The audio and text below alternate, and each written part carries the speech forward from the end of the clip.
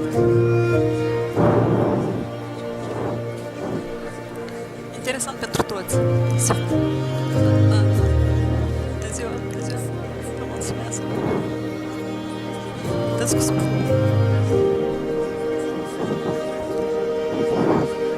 Кого? Я даже не трогала.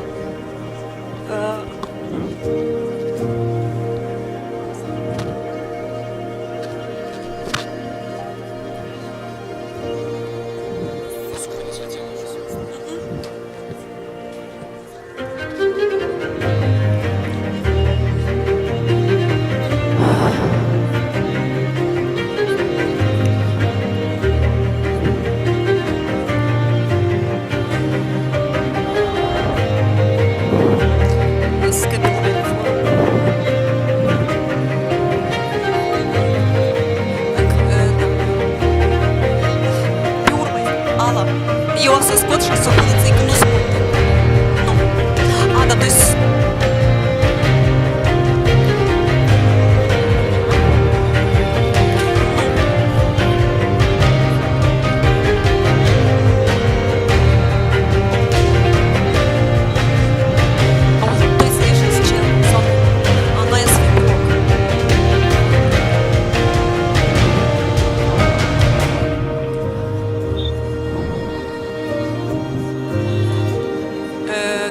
Gazda o să stăm în sală. Silvia, te strict rog încolo. Dar te-am gata, da, zi.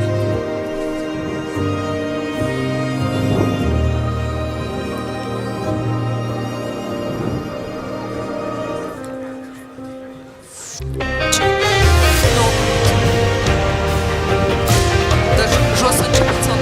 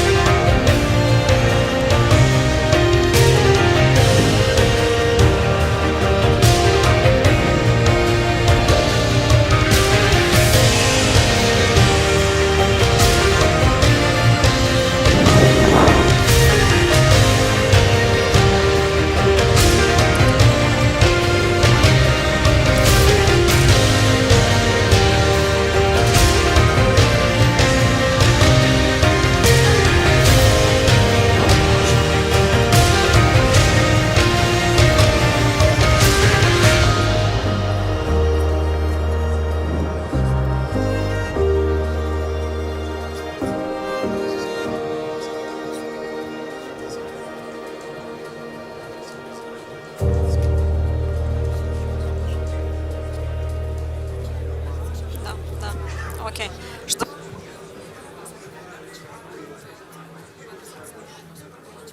Ok. Dar când m-a anunțat, eu deja ies cu speech-ul. Ok. Da, da, da, ok. Da, da, da, am înțeles, da.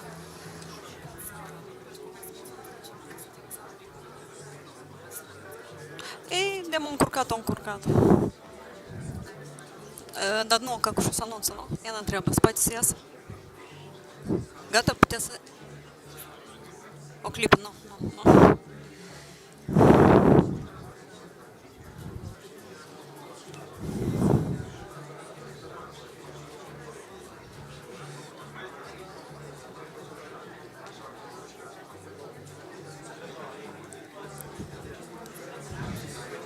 Vreo 15, cred că, da, 15-20.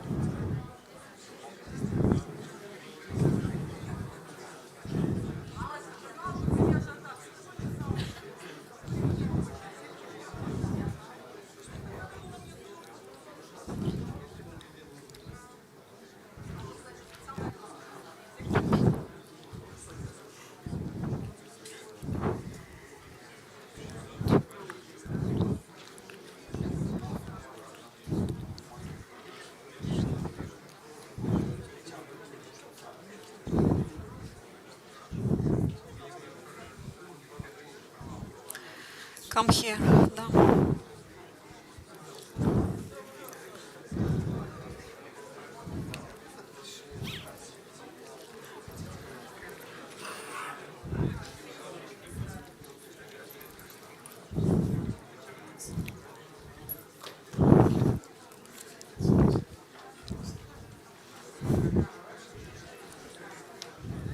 Ca să dă peste cap toată agenda.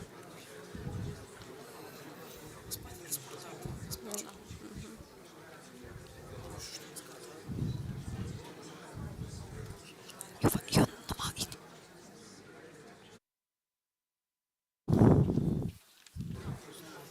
Da, asta numai.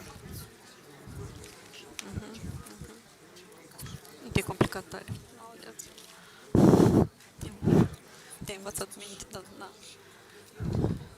Altceva, da. Și... Da. Ты văzut cu trecuterea mea pe canal? Dar știi cât efort am depus, am știut și am plâns pe sub pereți. Și să te închini ca mine, da? Ce pas?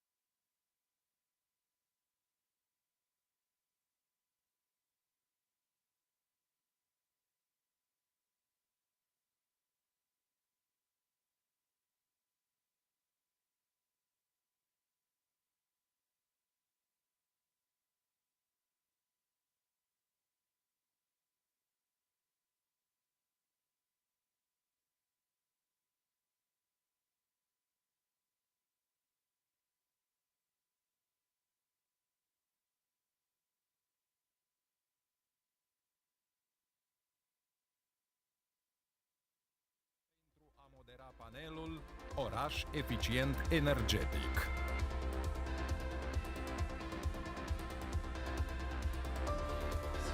Bună ziua! Eu îmi cer scuze că din defecțiuni, motive tehnice, un pic s-a lungit startul, a întârziat startul, dar asta ne face să fim mai eficienți din punct de vedere organizatoric și eu cred că noi o să reușim să facem totul în timp, așa cum am planificat. Vreau să vă mulțumesc în primul rând pentru interes. Mă bucur să văd sala plină și sunt sigur că o să avem de învățat sau de făcut cel puțin notiții interesante pentru fiecare din noi. Scurt despre mine. Sunt antreprenor, am experiență în domeniul telecomunicațiilor, domeniul tehnologiilor informaționale. În ultimii ani activez în domeniul energiei regenerabile, dar și în domeniul agroindustrial. Consider că cel mai mare rol și mai important rol care îl am eu este rolul de tată a 3 copii și asta o vorbesc și din prisma faptului că toate acțiunile mele sunt cu gândul la ce vom lăsa noi ca oameni, ca omenire urmașilor noștri. Am deosebită plăcere de a invita speakerii panelului nostru de astăzi aici pe scenă. O să vă numesc câte unul. Deci, președintele Comisiei de Reglementare pentru Energie și Apă, orașul Tbilisi, Georgia, domnul David Narmania. Vă rog frumos. Directorul general Alternative Energy Solutions, Moldova, Alexander Caculia.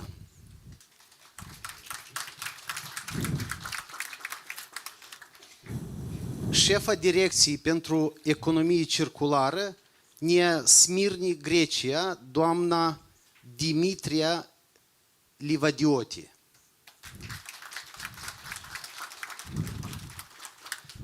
Director general adjunct, Compania Municipală Energetică Servicii București, România, Andrei Zamfiroi.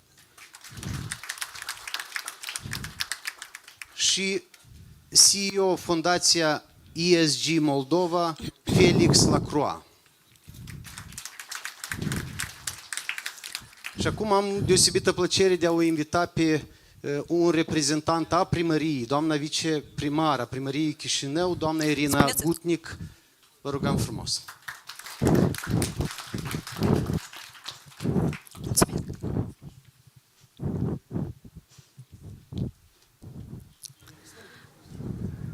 Colegi, ne dați și cum listăm slide-urile? E organizată. Mersi. Mersi, domnul Gaburici. Excelențe, domnilor ambasadori, stimați prieteni, bună ziua! Într-adevăr, sala este plină, ceea ce denotă faptul că subiectul acestui panel este unul de importanță actuală. Sectorul eficienței energetice din Republica Moldova a început să dezvolte de curând, ca impact sau ca urmare la acele creșteri de prețuri pentru resursele energetice și a dependenței țării noastre față de importul de energie electrică și alte tipuri.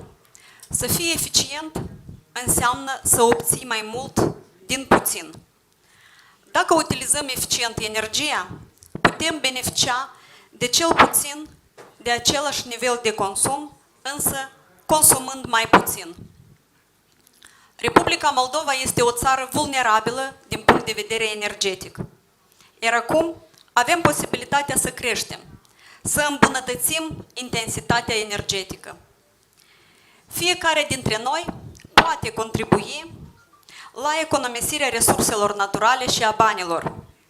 Poate contribui la îmbunătățirea mediului înconjurător prin implementarea pentru început a unor măsuri simple.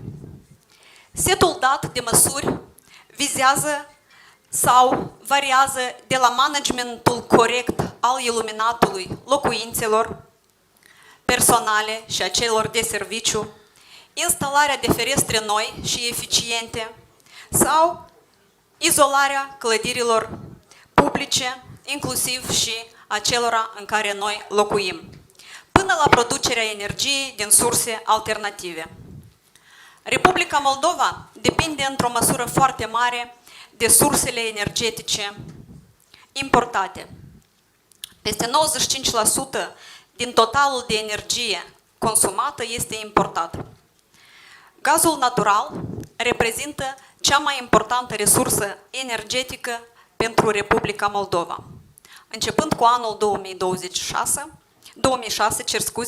s-au înregistrat creșteri esențiale la această resursă naturală.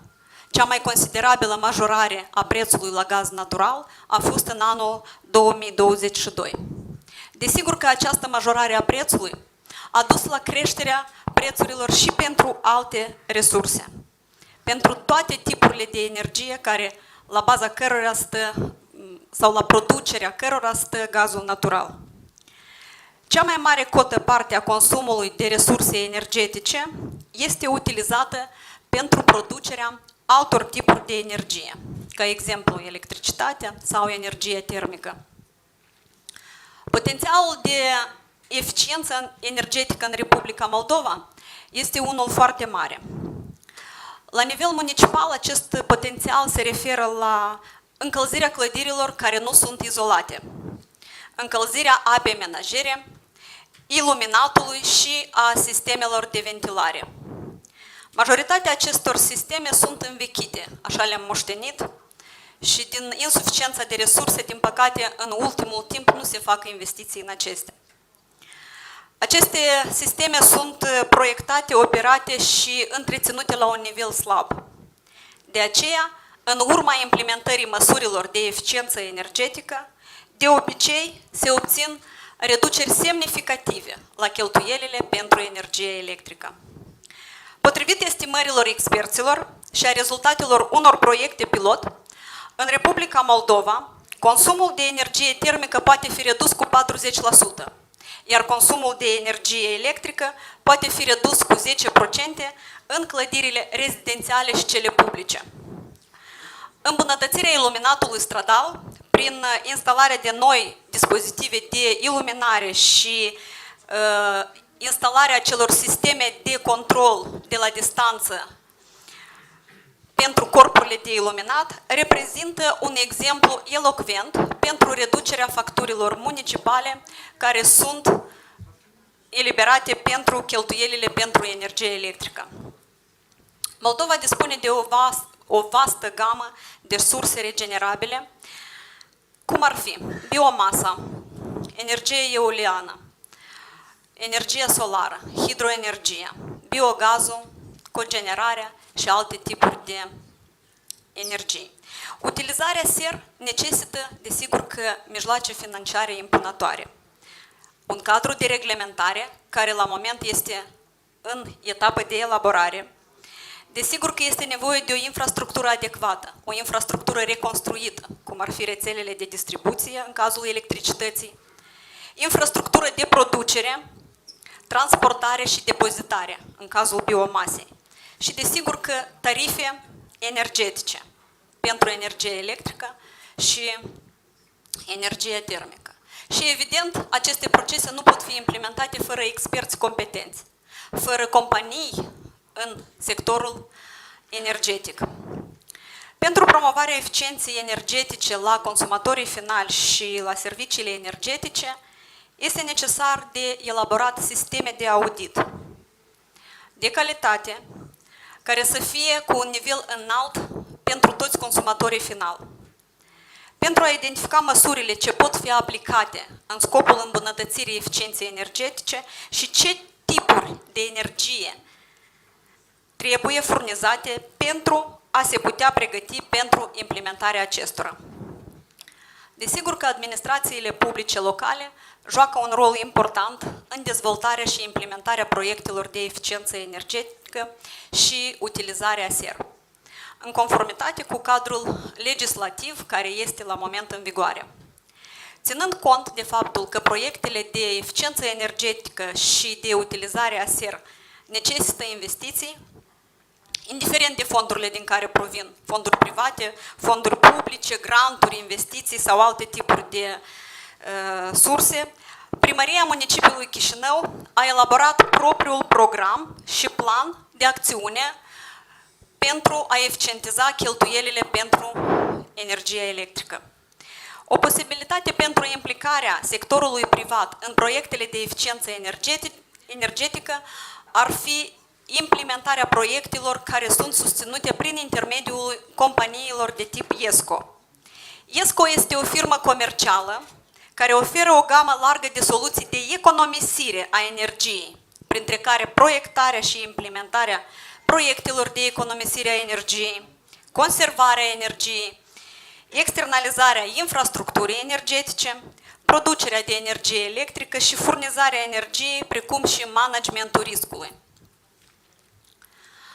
În blocurile de locuințe, pentru a stimula economisirea în fiecare apartament, pot fi instalate repartitoare pe costuri, care sunt instalate pe radiatoare, care măsoară aproximativ cantitatea de căldură cedată de fiecare radiator.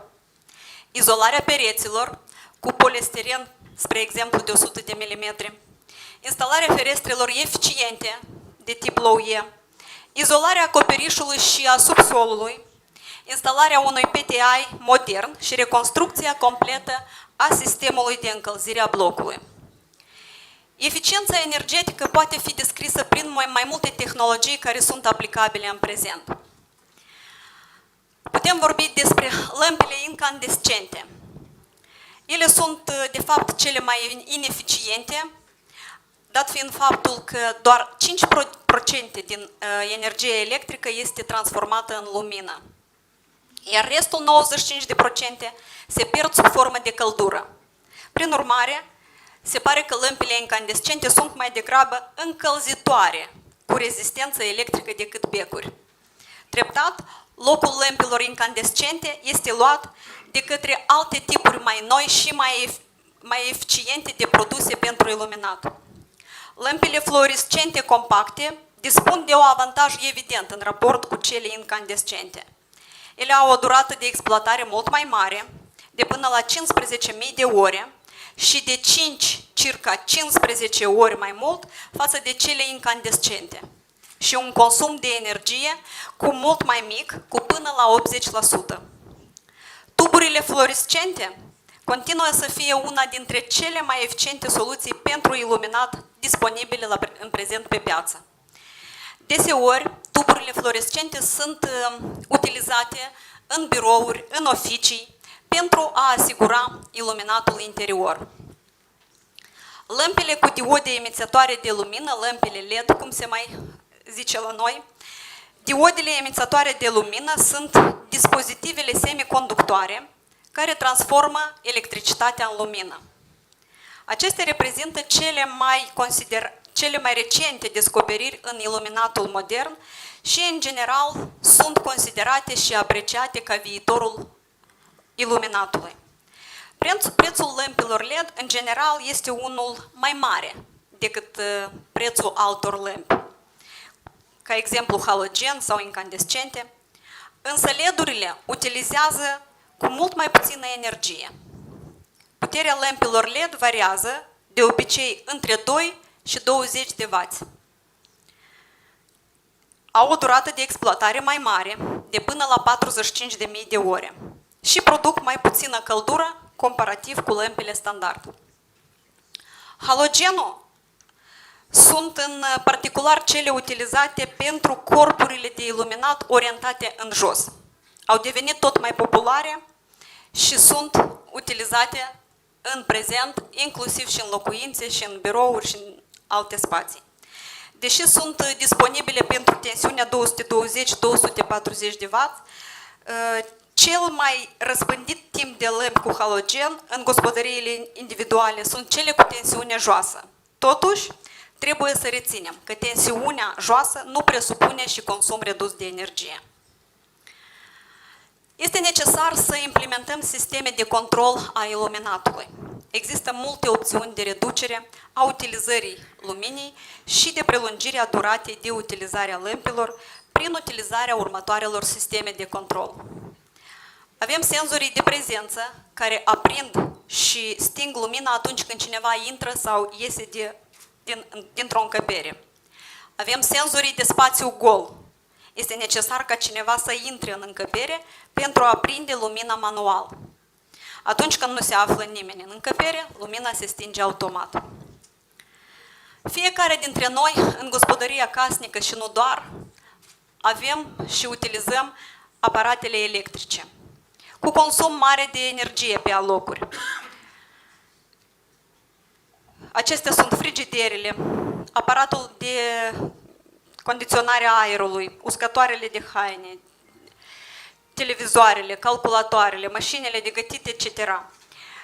Dintre acestea, cel mai mare consum de energie o are aparatul de condiționare a aerului și frigiderul. O mare parte din consumatori testează toate aparatele electrice și solicită atunci când merg și procură aceste aparate din magazin să le fie prezentată eticheta privind consumul lor energetic.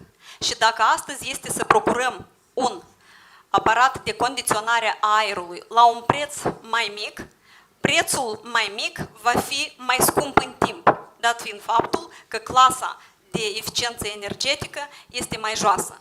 Astăzi, dacă achităm pentru un aparat de aer condiționat un preț mai mare, însă cu o clasă de eficiență energetică, desigur că mai înaltă, A cu 2+, sau 3+, evident că prețul acestuia va fi răscumpărat în timp. Etichetele de consum energetic arată care este consumul aparatului respectiv. Astfel, efectuând alegerea corectă la procurarea acestora, indicele UE de consum a energiei de A cu 2+, poate fi asigurat eficient, considerabil pe un termen lung. Putem eficientiza și consumul de apă, pe care o utilizăm în viața noastră cotidiană. Aceasta are ca efect reducerea necesarului de apă, și aceasta depinde de noi, și totodată micșorează cheltuielile pentru energie electrică legate de furnizarea apei. Pentru aceasta este nevoie să identificăm și să reducem consumul de apă nejustificat prin efectuarea auditurilor și introducerea programelor de control a scurgerilor. Este necesar să solicităm contorizarea tuturor construcțiilor noi și introducerea treptată a contorizării tuturor consumatorilor. Inițierea programelor de educare și informarea publicului, inclusiv în școli, pentru a sprijini eforturile de promovare a unui consum eficient de apă. Implementarea unor tarife care să acopere costurile operaționale. Facturarea consumatorilor pentru apa efectiv consumată. Există mai multe oportunități de optimizare a consumului de energie la sistemele municipale de aprovizionare cu apă și canalizare, care includ instalarea motoarelor de înaltă eficiență sau a convertizoarelor de frecvență, redimensionarea sau modernizarea sistemelor de pompare sau adaptarea schemelor alternative de pompare, instalarea dispozitivelor de control automatizat, cum ar fi controlul oxigenului dizolvat. Iluminatul stradal reprezintă una dintre cele mai mari responsabilități pentru un oraș. Cheltuielile cu iluminatul stradal pot atinge valori de la 10 până la 38% din totalul cheltuielilor pentru orice tip de oraș din orice țară.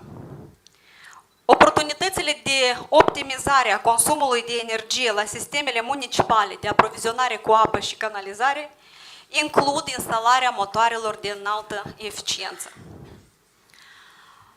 Avem diferite, cum am menționat anterior, diferite tehnologii de producere a energiei alternative. Putem vorbi despre energia eoliană. Moldova dispune de un potențial eolian tehnic de 1 gigawatt, care ar putea produce pe an foarte multă energie. Viteza medie a vântului în Moldova este de la 3 la 4 metri pe secundă la 80 de metri, o resursă eoliană cotată de la moderat la slab. Sistemele fotovoltaice. Ele nu produc zgomot, nu includ componente mobile, nu produc emisii și utilizează un combustibil gratis, lumina soarelui. Deoarece nu conțin părți mobile, întreținerea acestor sisteme nu necesită cheltuieli foarte mari. De asemenea, deoarece nu produc zgomot și emisii, ele pot fi instalate oriunde există soare. Performanța unei celule solare este măsurată din punct de vedere al eficienței de transfer a luminii solare în curent continuu. O celulă solară comercială are o eficiență de 18%. Invertorul este utilizat pentru a converti curentul continuu produs de module în curent alternativ pentru alimentarea echipamentelor electrice. Sisteme pe bază de biomasă și biogaz. Biomasa reprezintă fracția biodegradabilă a produselor, a deșeurilor și a rezidurilor din agricultură, deșeuri industriale și municipale. Biogazul este produs din biomasă umedă în absența oxigenului sau anaerob. Sistemele solare de încălzire a apei pot fi o metodă eficientă din punct de vedere al costurilor de producere a apei calde pentru gospodării sau pentru întreprinderi. Acestea funcționează cel mai bine atunci când livrează apă caldă la temperatură de 30-55 grade Celsius.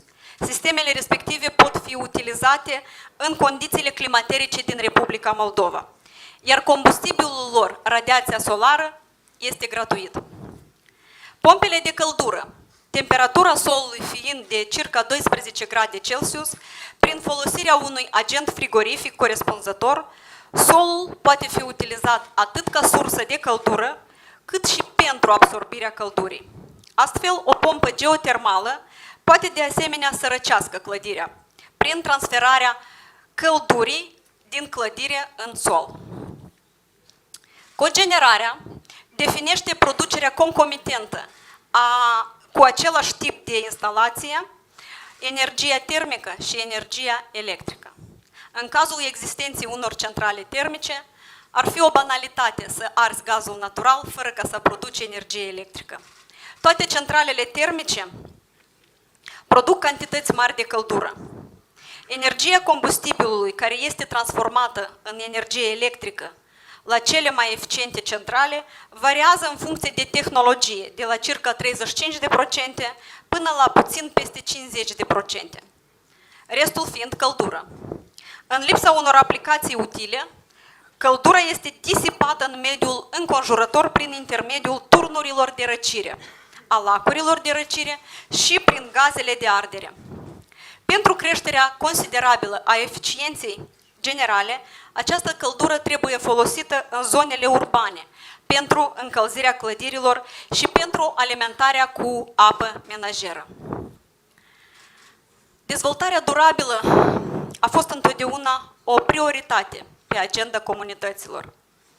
Și nu doar în municipiul Chișinău, dar și în întreaga lume.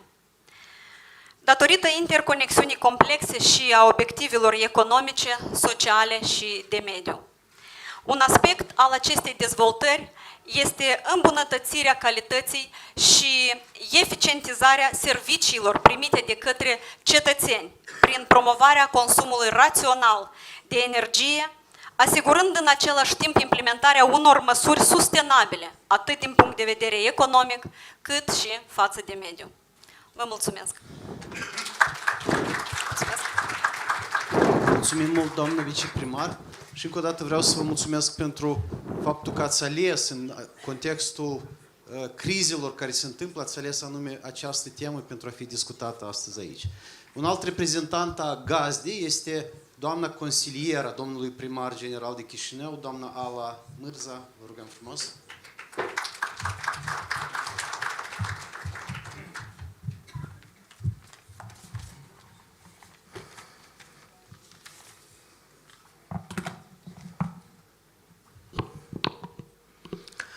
Eu n-am făcut repetiții, așa că dacă greșesc cu slide-urile, vă rog să-mi dați crezare. Bună ziua tuturor celor care nu mă cunosc, mă numesc Ala Mârza, fac parte din cabinetul primarului general și sunt responsabilă de cele mai frumoase proiecte ale Primăriei Chișinău. Astăzi sunt onorată să vin cu un exemplu practic, best practice a ceea ce a vorbit doamna viceprimar Gutnic anterior și să fac o scurtă relatare sau o prezentare a proiectului mare care se află la final de implementare a Primăriei Chișinău și anume care se referă la măsurile de eficiență energetică și mă voi referi și la aspectul social al acestora.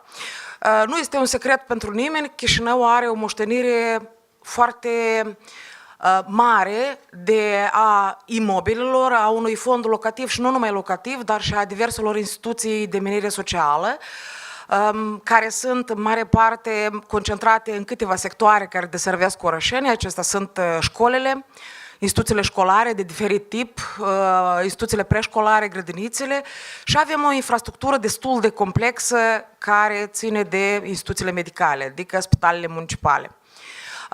Acest fond locativ, ca și fondul rezidențial al municipiului Chișinău, a fost construit în perioada sovietică, cu foarte puțin accent pe performanța tehnică sau energetică a acestor clădiri, pentru că la acel moment performanța energetică nu era un element cheie, deoarece resursele energetice erau foarte ieftine și respectiv ca și impact negativ în ultimele, aș spune eu, 2 decenii, din penurie de surse financiare și de întreținere corectă a clădirii, de lipsa sau deteriorarea continuă a sistemelor de ventilare. Avem foarte multe edificii, inclusiv sociale, în Chișinău, în care temperatura din interior este mai mare, nu chiar așa ca în această sală, dar oricum nu corespunde parametrilor corecți, nu s-au implementat măsuri, nu se folosesc sisteme de ventilație performante, sunt numai din alea care noi în proiect le-am scos din anii 70, în cel mai bun caz, care nu funcționează de foarte mult timp. Și de asta acest proiect, deși a fost lansat câțiva ani în urmă, este unul din proiectele care a fost implementat exact la țanc.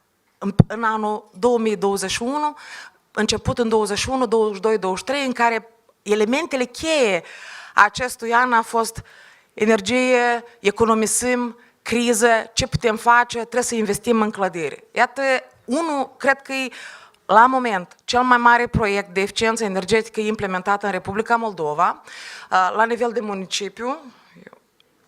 Așa. Proiectul se numește Eficiența energetică și reabilitarea termică a clădirilor publice din municipiul Chișinău.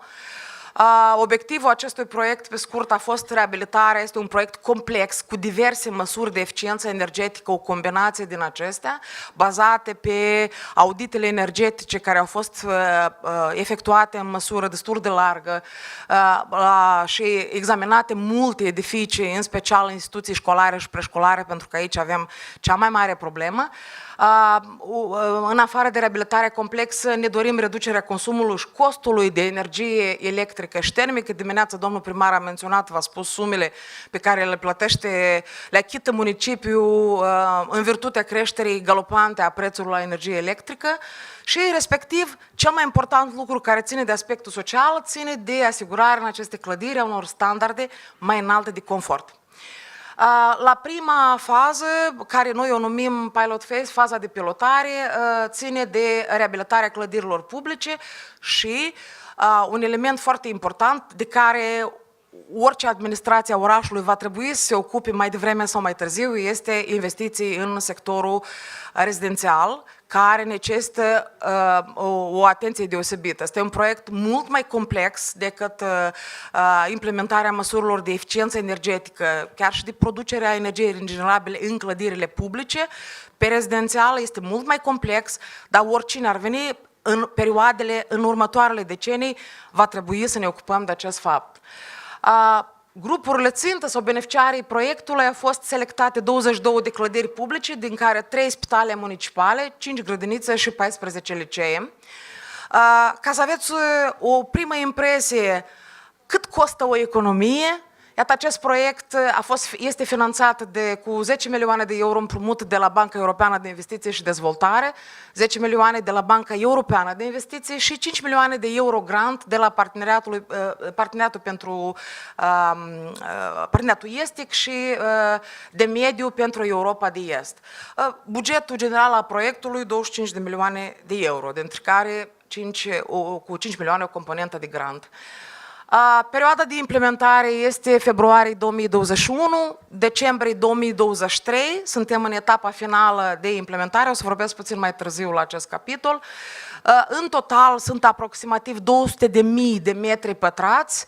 Am calculat noi așa, nu știu, nu sunt sigură că e foarte corectă această cifră de 35.000 de beneficiari, pentru că la spitale a fost un pic mai dificil să calculăm numărul de beneficiari a proiectului.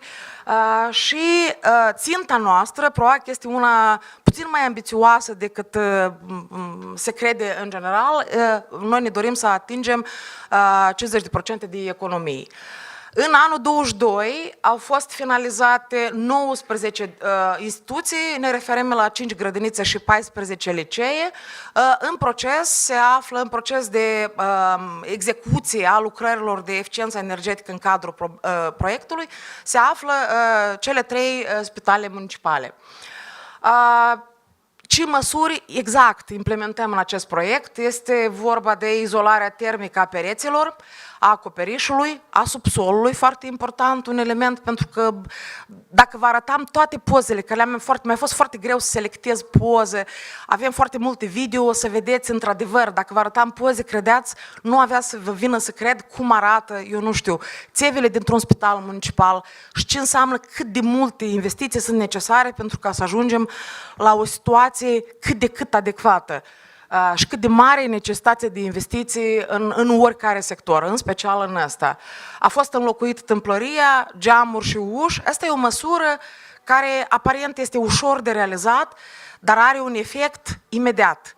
Se schimbă confortul termic, deci noi am primit telefoane imediat cum am terminat, schimbam, că e dificil într-o școală sau într-un spital atunci când copiii sunt, nu întotdeauna vacanță. La spital am avut situații când și pandemie și infecții virale acute, schimbam câte o parte, ne suna de la administrația spitalului să ne spună că noi simțim efectul imediat. Deci, deși e o măsură simplă, schimbarea tâmplăriei are efect care se resimte pentru tot personalul spitalului și pentru cei care vin să trateze acolo. A fost modernizată rețeaua de termoficare și rețeaua de distribuție a agentului termic. Asta e o componentă mai dificil și foarte costisitoare, mai dificil de implementat din cauza costurilor înalte și a prevederilor, a reglementărilor pe care trebuie să le respectăm de la termoelectrică pentru a le putea da la balanța lor pentru deservire. Înlocuirea becurilor și a corpurilor de iluminat, înlocuirea ascensoarelor. Asta e un element puțin mai complex, dar cu un efect foarte semnificativ. Eu nu știu, nu am găsit poza aceea, am promis la colegi că o să vorbesc despre lucrul ăsta. Deși la spitale, eu sar un pic înainte, la spitale noi nu am avut inițial prevăzut de auditul energetic înlocuirea lifturilor.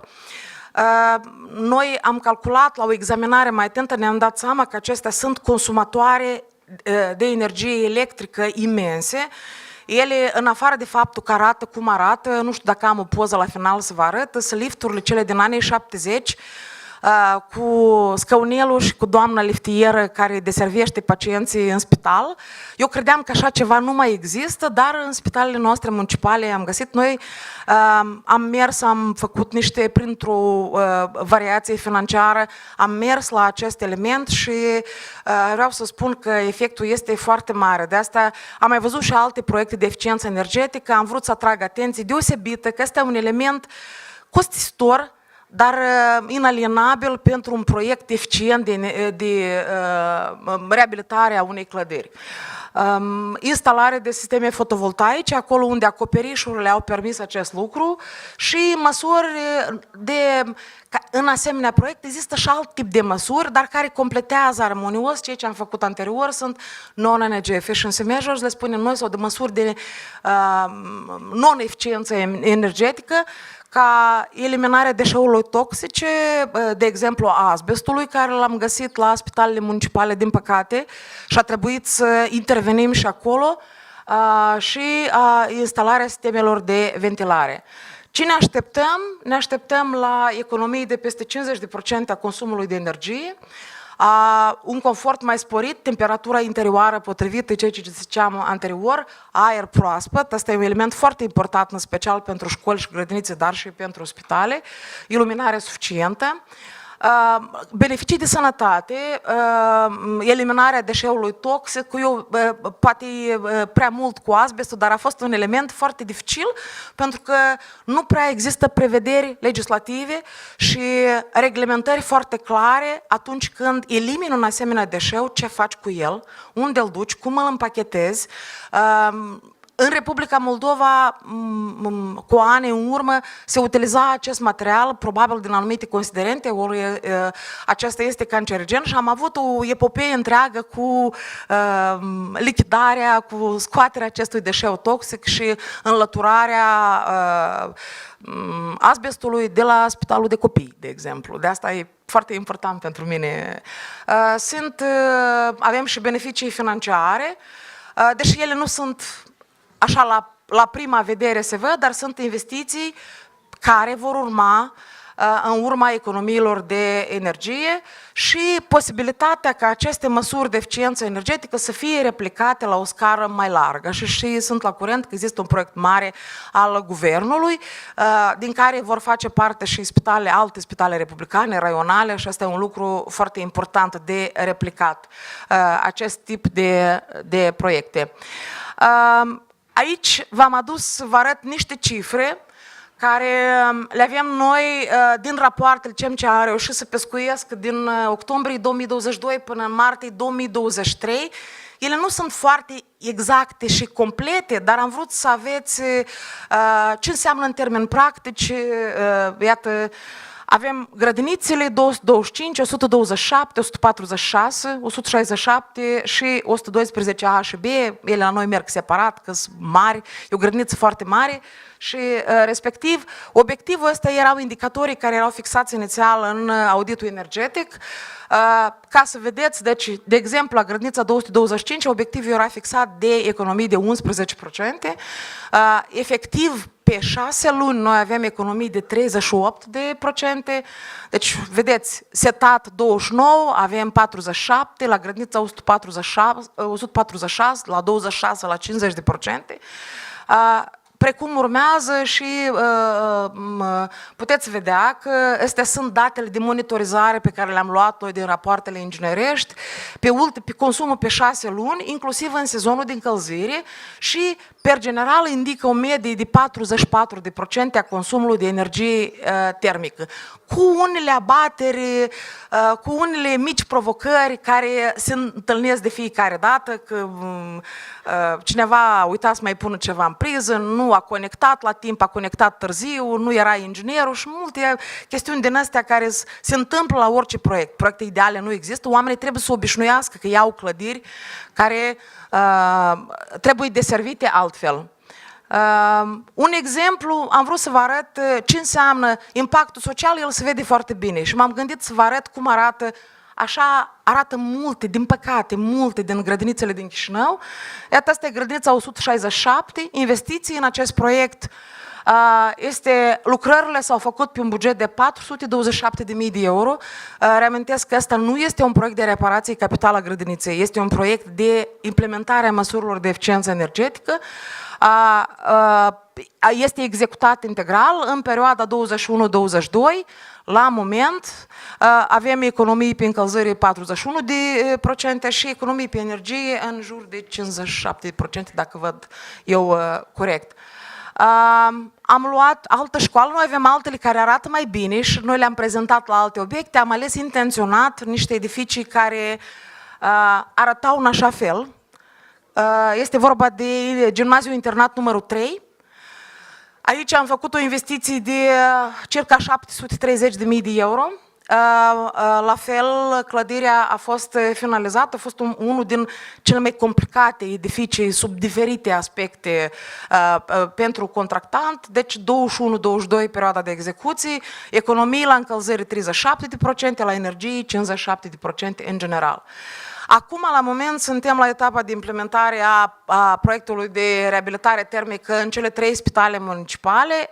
Avem Spitalul Clinic Municipal Valentin Ignatenco, buget de circa 2,1 milioane euro, progres 55%. Vreau să fac o remarcă că acest proiect, noi ne dorim foarte mult că el se termine în toamnă, termenii contractuali sunt în luna noiembrie, spitalele sunt mult mai dificile ca și obiecte de executat, am căpătat foarte multă experiență și recomandări practice în acest sens. La sfârșitul anului, acest spitalul Ignatenco, despre care v-am povestit cu epopeea cu asbestul și tot a fost aici, spitalul Sfânta Treime, buget 2,7 milioane euro, progres de aproximativ, ele toate, cam la jumătate, 55%. Până la sfârșitul acestui an, în luna noiembrie, cred că o să fie chiar și un pic mai devreme, o să fie finalizat și maternitatea, așa cum o știe toată lumea, Gheorghe Palade, bugetul 1,4 milioane euro. Până la sfârșitul anului, la Gheorghe Palade, în proiect sunt incluse 2 blocuri, blocul K și blocul O, nu este integral, este o instituție foarte complexă și foarte mare.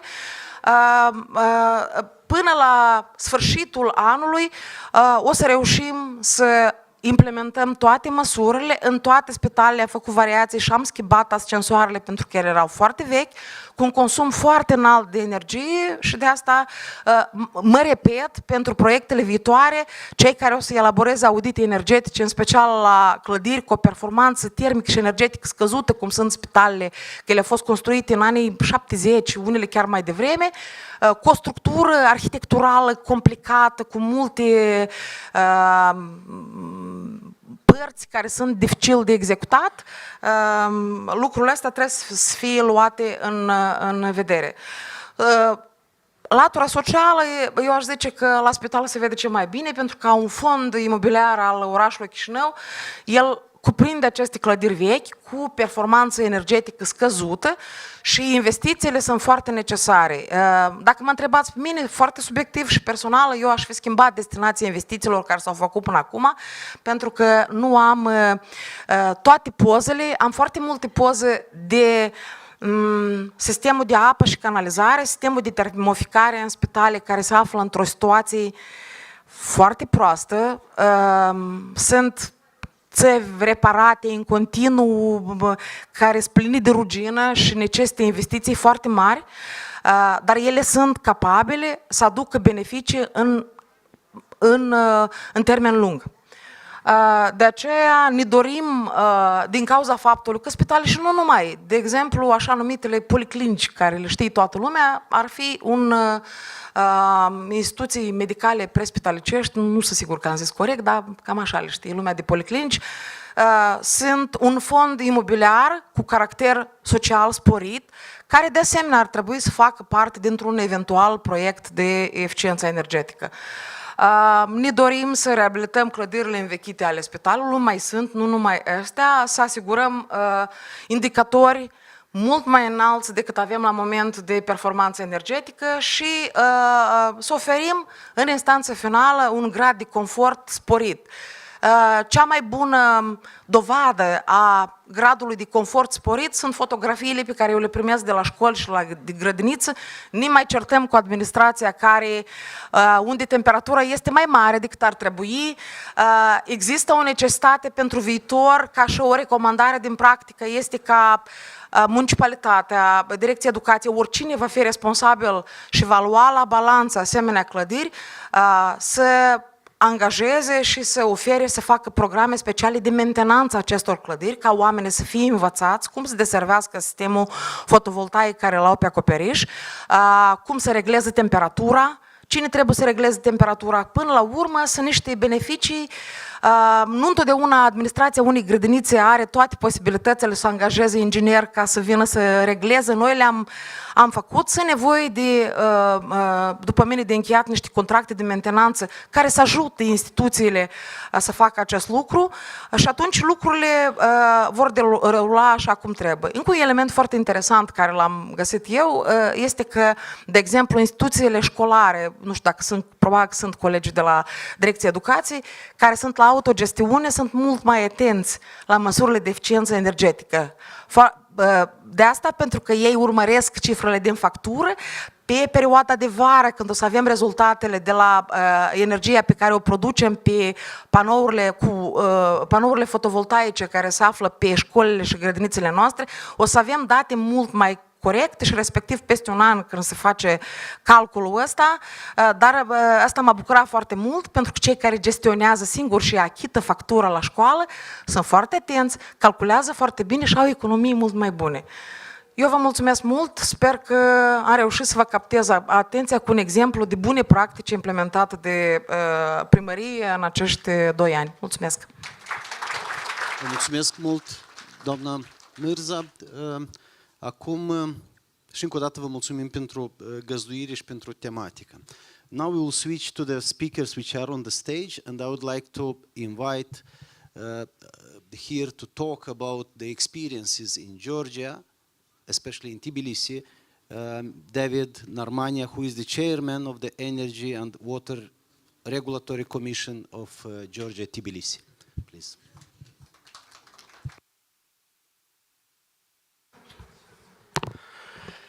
First of all, thank you very much to invite me present our experience of energy efficiency and net metering in Georgia. Dear ambassadors, guests, ladies and gentlemen, this is my first time in Chișinău, very green city, and congratulate to you. My name is David Narmani. I am currently chairman of Georgian Energy and Water Supply Regulatory Commission. This is independent body from government.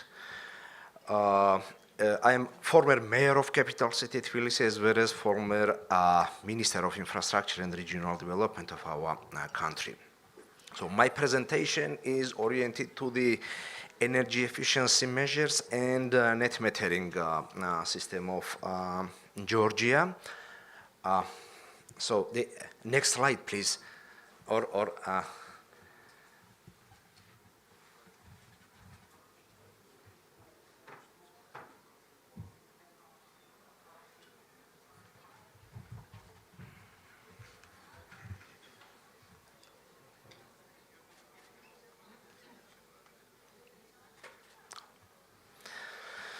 So, as Moldova, Armenia, Azerbaijan, Ukraine, Georgia is part of Eastern Partnership, and our reforms in many different directions are in a framework of Eastern Partnership agenda, including energy sector. According of that, our country and our Parliament of Georgia, adopted a third energy package and started 7 years ago reforms in energy sector. The first national law of Georgia in the energy sector after the associated agreement was the law on energy and water supply. After that, law on renewable energy, law of energy efficiency, and a law of energy performance in buildings. According of the legislation, the laws of in 4 different directions, our regulator adopted more than 30 secondary legislations, which are based on the third energy package and a national legislation of Georgia, as well as there is a national determined contribution and climate strategy action plan of Georgia, and there is a draft national integrated energy and climate plan, which will soon adopt by Georgian government. And there is a 2 drafts of sub-legislation which will our regulator adopt soon. This is the change of our network plan and cross-border trade new rules and regulations. And after that, the legislative base will be ready. So, what about the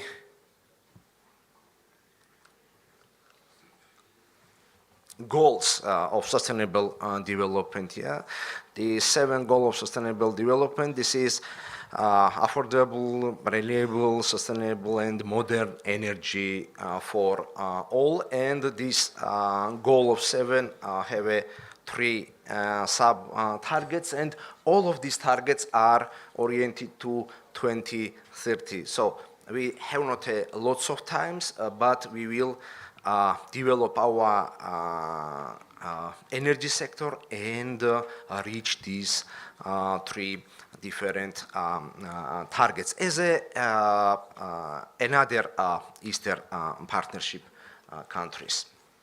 So, what is important according of our legislation? There is our resolution of National Energy and Water Supply Commission, which is approving of the rules of issuing the certificates of origin for electricity produced from renewable sources. So this is the green certificates, and we adopted the special rules as well as the special form of the certificates, and our agency is issuing and giving the renewable energy sources of these green certificates, which will be soon a very important document for selling of green energy.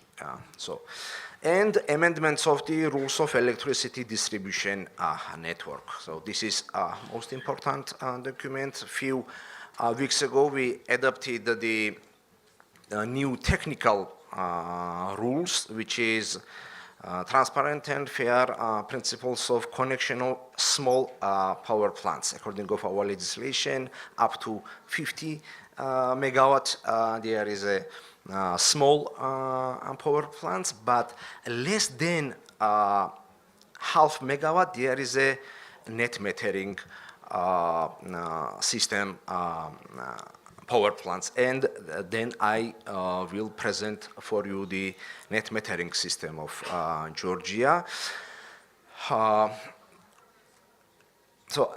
In Eastern Partnership countries, there is only two countries, Georgia and Armenia, which have a 500 kilowatt hour as a net metering till 500 megawatt as a net metering system. This is usual net metering system of all of countries. The first is energy sources. Mostly before it was a hydro power plants in our country because Georgia is rich of the water sources, but after the adoption of the new legislation in 2016, there is lots of solar power plants in the roofs or in the villages, etc., etc. And the last time there is a slowly but developing the wind power plants, inverter as a technical, and when producers are using some electricity for own consumption and have a positive net, so they can sell this energy, and distributor companies which are under licensing of our agency have obligation to buy this electricity, and they are paying annually the households or private companies which are connected to the net metering system. So it was 4 different phases of development of this system in our country. In the initial stage, it was up to 500 kilowatts, and monthly building and settlement was once a year for 1st of January. But the second phase is we developed this model, and this is not only individual. The group members of community or neighbors can organize this solar or wind or hydro together, share energy between members of the community, and when it will be positive net, they can sell it and receive annually money. In the third phase, which was a most important phase, we increased installed capacity up to 500 kilowatts, as our neighbor country Armenia have, and removed the territorial limitation of group cases. So we put it virtual net metering system, because the current IT services very easy can calculate the energies which are produced and then net this energy. And we moved the settlement period from 1st of January to 1st of May. Why? Because there is a mostly sun systems in Georgia, and the producing time is mostly for summer or autumn. Then they are using much more in winter, and after finishing of winter for 1st of May, they are settling this energy, and the distributor companies have obligation to pay money to the customers. So according of the different phases and reforms, there is a high increasing of installed capacity as well as number of customers. More than 700 customers, individual or group customers are in this system currently, and the installed capacity is more than 36 megawatt hour. So, according of the EU agenda, it was a unbundling responsibility and the obligation of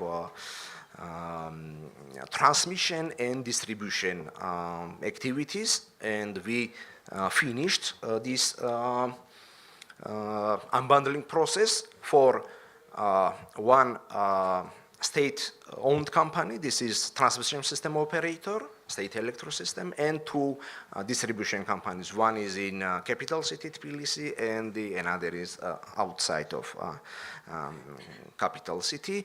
And our energy sector is ready for opening, and soon will be open energy market. We have balancing responsibility for our imbalances, etc., etc. And the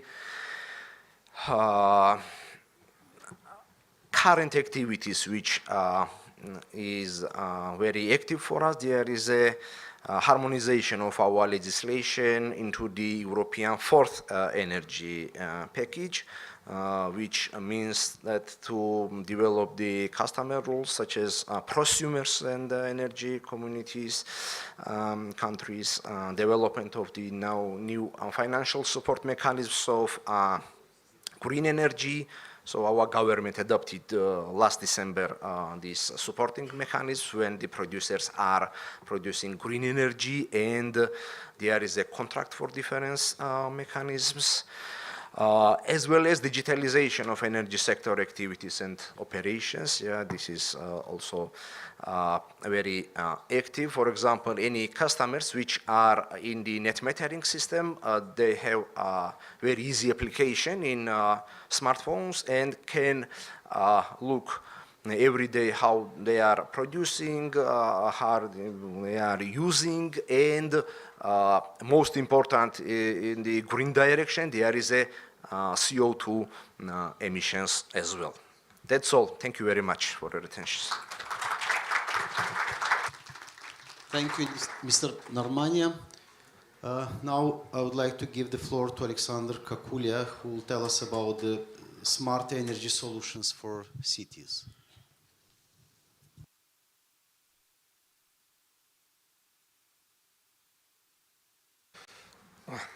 Добрый день. Я представляю организацию «Альтернативные энергетические решения», которая хочет вам предоставить не самую популярную тему в Молдове. Это именно малая зеленая энергетика. И по нашему мнению, которая сегодня имеет самую максимальную востребованность у нас на рынке. По данной презентации мы будем делать упор не на теорию, а на практику, уже исходя из нашего опыта, исследований, которые имеют больше 2 лет, и тех продуктов, которые мы успели приготовить. Кстати, я хочу отметить, что неэффективность малой энергетики вполне сейчас опровергается последними проектами, которые были во Франции, например, где владельцев парковок заставили, не заставили, а потребовали размещать солнечные панели, полностью покрывать парковочные места. По заключениям экспертов, это сэкономит где-то энергии, получаемой где-то 10 реакторов атомных. То есть вот вам маленький экскурс. Значит, что у нас тут слайд структуры? Значит, извиняюсь, я не очень сейчас еще разбираюсь. Я попробую, да, как-то сориентироваться. Значит, наша структура, она имеет такой трехблоковый. Первый — это стратегический и технический, аналитический блок, куда входят инженеры и систем получения энергии, это для шахт и лифтов. Но пока мы позже немножко с этим ознакомимся, сегодня мы пока только разрабатываем. Продолжаем работы по созданию мини-электростанции на водороде. На базе базовой платформы энергетической, которую мы создали, грузинские коллеги меня поймут, под названием Пепела мы ее назвали. Значит, с грузинского переводится как «бабочка». Также мы еще раз разрабатываем на базе наших продуктов модульные станции зарядки сейчас велосипедов, самокатов. Она как раз очень входит в городской пейзаж, и мы надеемся скоро как-нибудь хоть где-то увидим их. Значит, проводим исследования по монтажу систем хранения энергии. Сейчас это очень востребованная тема, и мы, в принципе, не отстаем. Значит, что? Ну, давайте я попробую все-таки, так как времени у нас очень мало, попробую я сказать вам о самом главном, о продукте нашем. Наш продукт это... Что-то у меня не получается.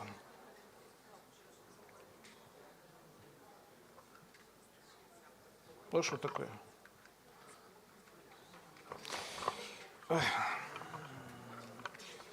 А кто-то из техников может помочь? Это у меня... Хорошо, дайте, перелистните тогда уже. Вот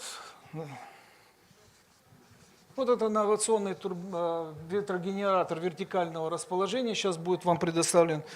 Он у нас идет под названием L27. Это L27 и L3.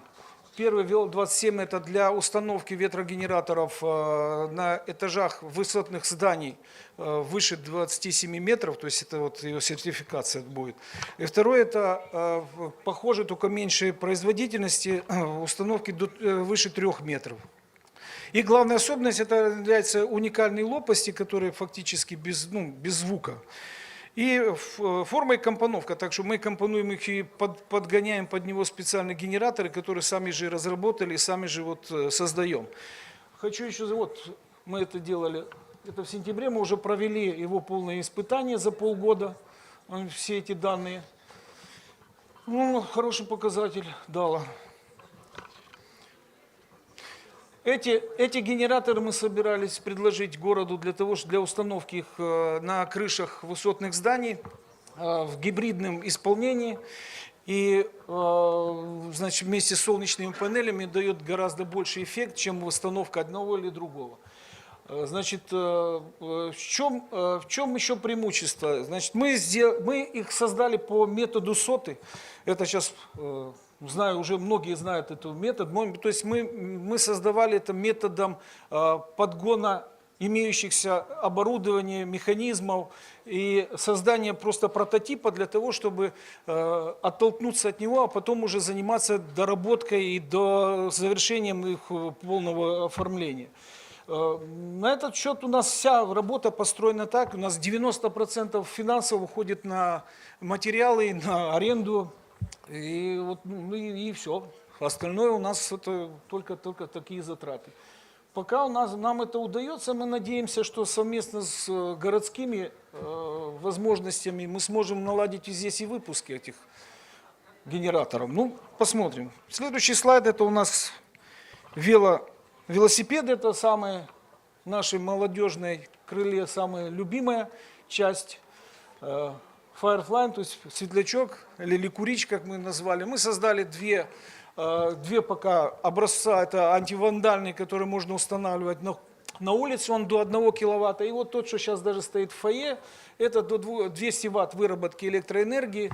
Здесь электроэнергия накапливается в эти разрезе. Это генератор, электронная система, аккумулятор и инвертор. Значит, полностью сборка идет у нас. Мы ничего не... Она способна заряжать как телефоны, ноутбуки, так и пользоваться до 200 ватт, то есть любыми электроприборами. Значит, мы собираемся еще также очень правильно, вот тут грузинские коллеги напомнили, что есть такая need-metering система, но, к сожалению, у нас на сегодняшний день по законодательству выходит, мы уже читали его, оно немножко жестковатое для развития. Я думаю, что оно повлияет именно на малую энергетику очень, очень нехорошо. Потому что у нас обязывают производителя, значит, ну, в данном случае там домовладельца, если кто-то приобрел, значит, оплачивать балансировку сетей. То есть, если вы чуть-чуть не дадите электроэнергии или чуть-чуть передадите ее больше, чем нужно, то есть вы будете платить за тариф, определенный тариф за эту балансировку. Он достаточно высокий. Ну, пока вот с закрытым циклом, то есть без митеринга, без передачи в сеть, в принципе, оно можно. Но мы предусматриваем уже и ту вещь, чтобы устанавливать на домах эти ветрогенераторы и делать там же базу хранения энергии, то есть аккумулировать их. Оно позволит в нужный момент выдавать ее в сеть, когда это понадобится, и в тот же случай и собирать ее, когда это будет не нужно сети. Что еще? Вот мы сделали пример на одном подъезде дома 10-этажного. Вот внутреннее потребление его у нас получилось 1400 киловатт в месяц. Это свет подъезда, лифт, наружное освещение, камеры, что есть. И три наши установки, они покрывают полностью это потребление. Мало того, это наше по минимальному. Battery storage, который там же можно разместить, и который будет находиться на самом доме, то есть на самом месте потребления, оно сокращает вообще какие-либо проблемы с балансировкой сети и с подачей энергии. Возможно, такой вариант, не то что возможно, такой вариант, он способен закрыть эту неприятную нишу, которая образовывается между потребителем и поставщиком электроэнергии. И мы склонны к тому, что battery storage надо делать в городских условиях именно вот такого плана локальный, которые будут покрывать 1, 2 или там 3 дома, но будут расположены именно там, по месту. Почему? Потому что, хочу напомнить, что я не знаю, как сейчас, раньше потери электроэнергии по доставке составляли около 40%. То есть выработка электроэнергии на месте, мало того, что оно покрывает, оно еще и экономит 40% тех потерь, которые бы понадобились для того, чтобы подать эту электроэнергию. Ну, я хотел бы еще, ну ладно.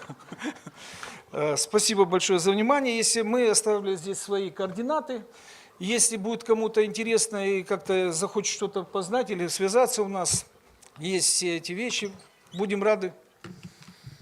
Всего доброго. Спасибо. Спасибо вам огромное. Now about the ways to reduce the impact on the environment and the experience from near Smyrni municipality, we would invite Dimitra Livadioti, please.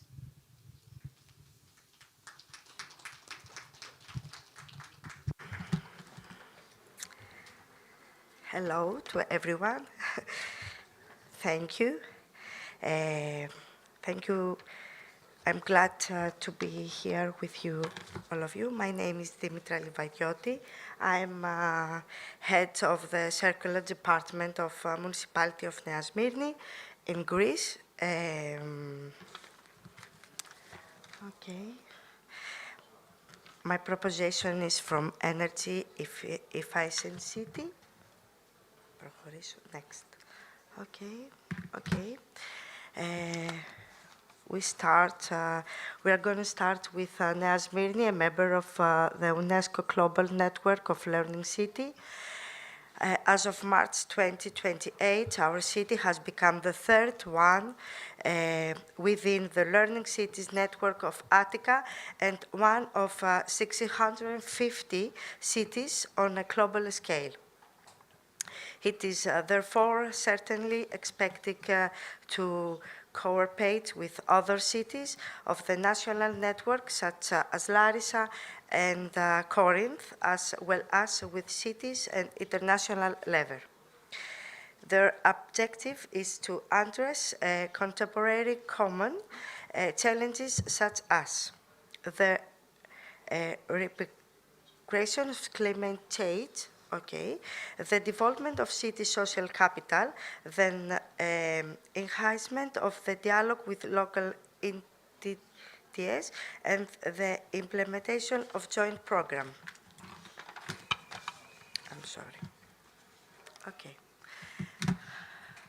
Some words from Nea Smyrni. Nea Smyrni is located in the Athens metropolitan area. It is the second most populated municipality in Greece, having a population of 73,076 in area of 3.52 square kilometers.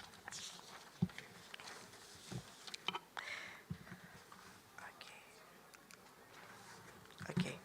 Investing in energy efficiency and renewable energy for the accelerating decarbonization and achieving energy realization of the municipality of Nea Smyrni.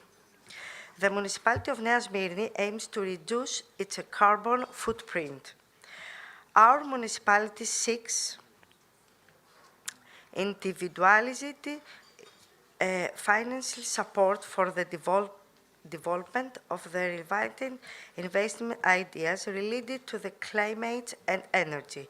In particular, we'll mention below some programs that have already been implemented and some that are the progress of implementation.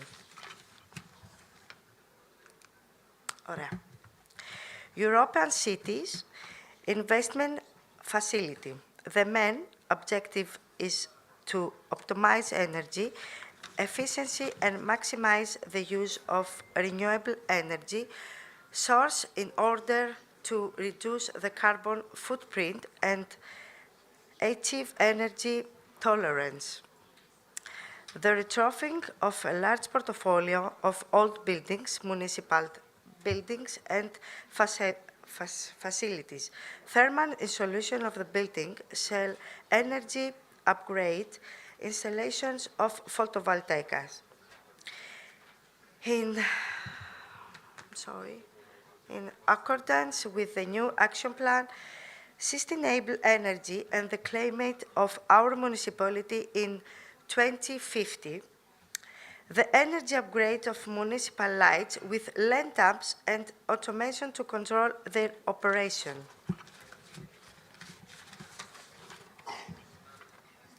Okay. What are main objectives of the investment project? The proposed investment is fully aligned with cities SECAP for 2050, which was updated during 2021. According to SECAP, there are three major pillars: municipal buildings and installation retrofit, energy upgrade of municipal lighting, stakeholders engagement on and communication for the new building energy efficient code, upgraded of the municipal fleet, application of the new sustainable urban mobility plan. What strategic orientation in terms of energy and climate? There is a very large portfolio of on all building that needs retrofits and per the new city for 2050. Street lights needs to be upgraded, reduce fossil fuels reliance in buildings, and municipal activism, municipal fleet, waste management.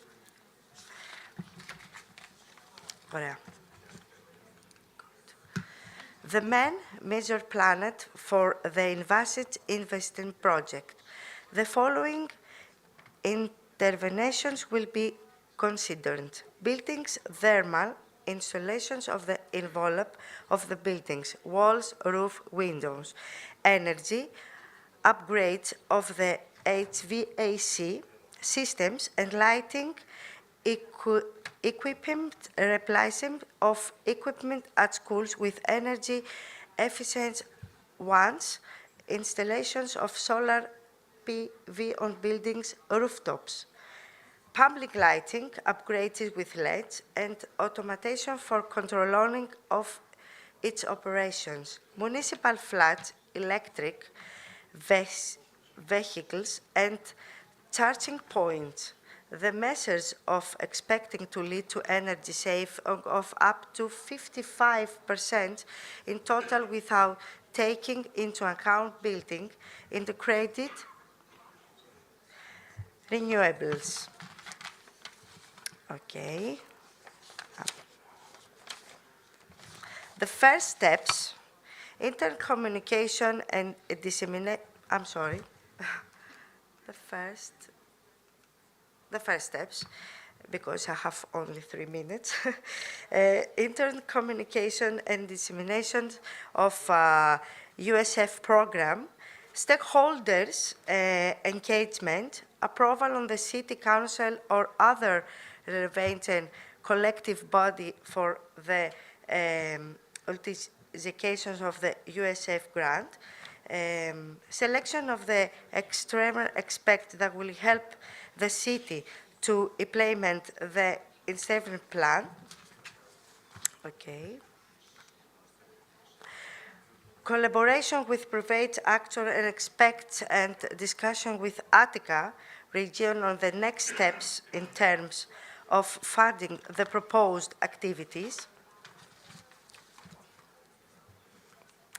Funding searches is Attica Region Structural Fund, Antoni Stricis, Green Fund, and National Strategic Reference Framework.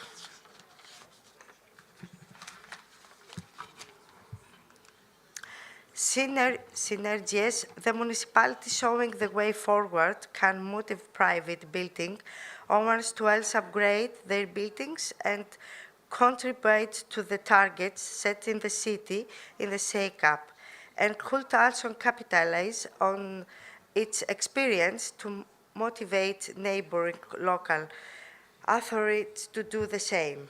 In addition, the electrification of the fleet could also motivate cities to upgrade their private vehicles to low emissions ones. Okay.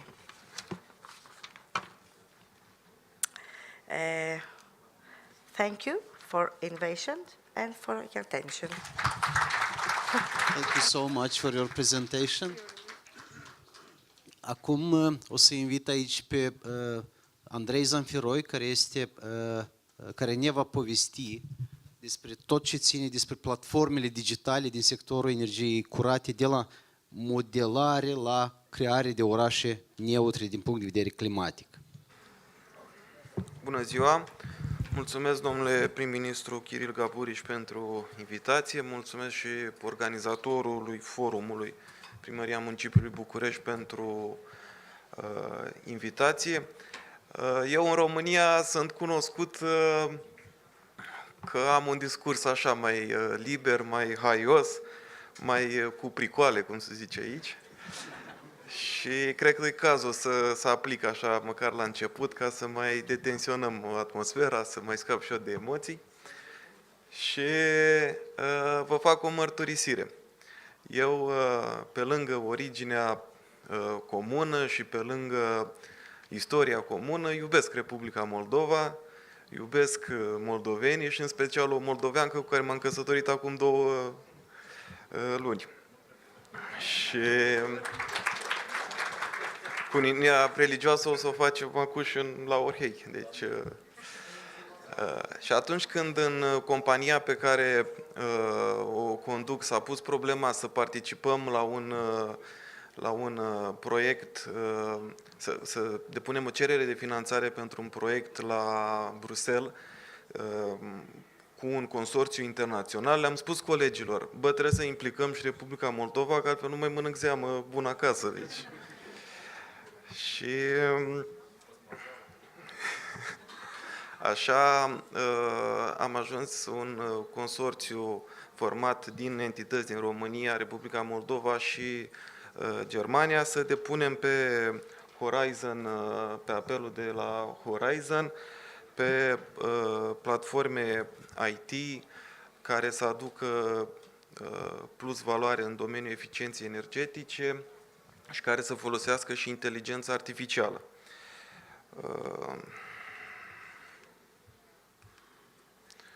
Scopul acestui proiect, dacă vom primi finanțare, și înțeleg de la Bruxelles că sunt șanse foarte mari să primim finanțare, vorba de un proiect de 12 milioane de euro, este să creăm o platformă IT care să folosească inteligența artificială, cum am spus, care să fie un asistent virtual, inteligent pentru factorii de decizie din sistemul de alimentare cu agent termic și cu căldură din București și Chișinău. Și atinge, bineînțeles, și ținta declarată în Uniunea Europeană de reducerea carbonului.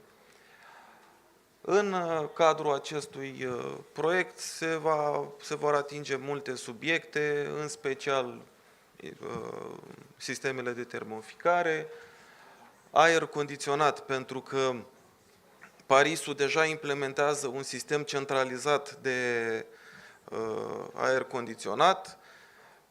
Trebuie și Bucureștiul și Chișinău întâi să-și rezolve problemele din partea de sistem centralizat de căldură și apă caldă, adică avem de recuperat. Bineînțeles, vor fi abordate și subiectele de energie regenerabilă și de mobilitate urbană. Anul trecut am avut 4 șantiere mari în București, anul ăsta și a fost haos în trafic, anul ăsta vom avea vreo 20. Dar nu știu, la noi așa e, nu știu dacă și la dumneavoastră, dar la noi când se apropie alegerile sunt multe șantiere. Defecțiuni și avarii. Această platformă va veni să-ți spună, vezi că peste 6 luni sunt riscuri foarte mari să ai o avarie. Nu să te mai prindă nepregătit, să sistezi alimentarea cu apă caldă și căldură, să te apuci să sapi, pentru că noi am avut situații în care cartiere au stat fără apă caldă și căldură o iarnă, ceea ce este foarte stresant și foarte periculos pentru viața omului. Bineînțeles că vorbim și de tarife și subvenții. În momentul de față în București 70% din căldură e subvenționată de primărie, pentru că pierdem un plin de rețea pe săptămână din cauza avariilor și avem din Europa cel mai mărit cost al alimentării cu energie termică. Infrastructura și, bineînțeles, managementul și controlul calității. Partenerii cu care am depus proiectul e Compania Energetică a Servicii București, al cărui director general adjunct pe partea de dezvoltare comercial sunt, care e și aplicantul, Compania Termoenergetică a București. Față de Chișinău, care aici e cu mulți pași în față, la noi cel care produce energia termică e Electrocentrale București, cel care operează sistemul de termoficare și asigură mentenanța e Termoenergetică, adică fostul Radet, și cei care facem investițiile și care ne asigurăm de aplicarea principiilor de dezvoltare durabilă și eficiență energetică, suntem noi Energetica Servicii.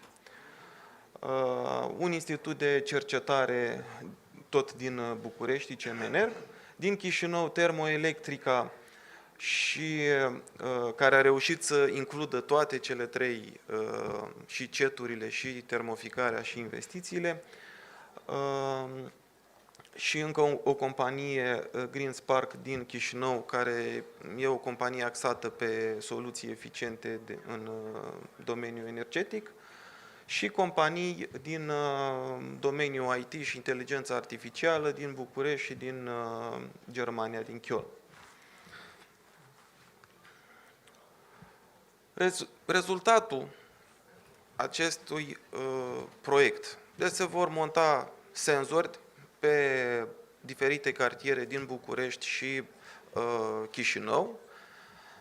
pe rețelele de termoficare, dar nu senzori clasici care văd presiunea, debitul, temperatura, ci senzori sofisticați care urmăresc tot felul de informații și calitatea agentului termic, și unde sunt avariile, și grosimea țevii, și vibrațiile, și foarte mulți factori chimici, și cu acest input, pe baza de senzori, pe bază de temperatura de afară, pe baza multor informații, vei ști astăzi ce se va întâmpla mâine în sistemul de termoficare. Rezultatul care este? Poți să faci o strategie pe domeniul termoficării bazată pe date concrete, reale, nu pe ar fi bine să facem sau chestii de genul ăsta. Pentru că, de exemplu, în București avem 3000 de kilometri de conducte, 1000 principal, 2000 secundar, dar sistemul este supradimensionat, este mamut, pentru că industria a dispărut și proiectele noi rezidențiale folosesc în special centrale individuale de apartament, nu se leagă la sistemul centralizat. Deci, clar, pentru un smart city trebuie să ai un asistent virtual care să-ți dea informații clare, concrete, empirice, pentru a putea lua o decizie corectă. Deci o platformă Twin, care va fi folosită și de către colegii din București și de către colegii din Chișinău, o matrice de scenarii pentru a realiza o strategie, adică să știi, ai 5 scenarii, 1, nu faci nimic, 2, subdimensionezi, 3, construiești mini-ceturi mai eficiente energetic sau alte scenarii posibile. Și, evident, și un studiu care să justifice de ce faci anumite investiții, de ce schimbi conducte, de ce aplici la o finanțare externă, de ce iei anumite decizii. Ok. Pentru că nu mai am mult timp, concret, că am văzut că e un cuvânt folosit des în Moldova, care sunt avantajele, clar, beneficiarul final e locuitorul din Chișinău și din București și le crești calitatea vieții, nu-i mai supui la stres că nu ai apă caldă, că nu ai căldură, că plătește foarte mult sau că e riscul ca primăria să nu mai subvenționeze și să ajungi la un cost foarte mare. Să poți să faci un sistem ecologic și sustenabil, să reduci costurile de operare și mentenanțe, v-am spus, să știi când să programezi, să faci mentenanță preventivă, nu să te trezești cu avarii și să nu știi cum să gestionezi crizele. Noi zicem că, practic, se va duce la creșterea speranței de viață a locuitorilor din Chișinău și București cu 4 ani, prin eliminarea celor situații de stres și de criză și, bineînțeles, conduce și la o înlăturare a poluării, pentru că, cum am spus, în București, fiind supradimensionat sistemul, credem că unele din unitățile de producție ar trebui să se eficientizeze, să se închidă, să se schimbe soluția de producere a agentului termic. Mulțumesc mult pentru atenție și pentru invitație. Mulțumim frumos, Andrei, și felicitări cu ceremonia care urmează în familia noastră.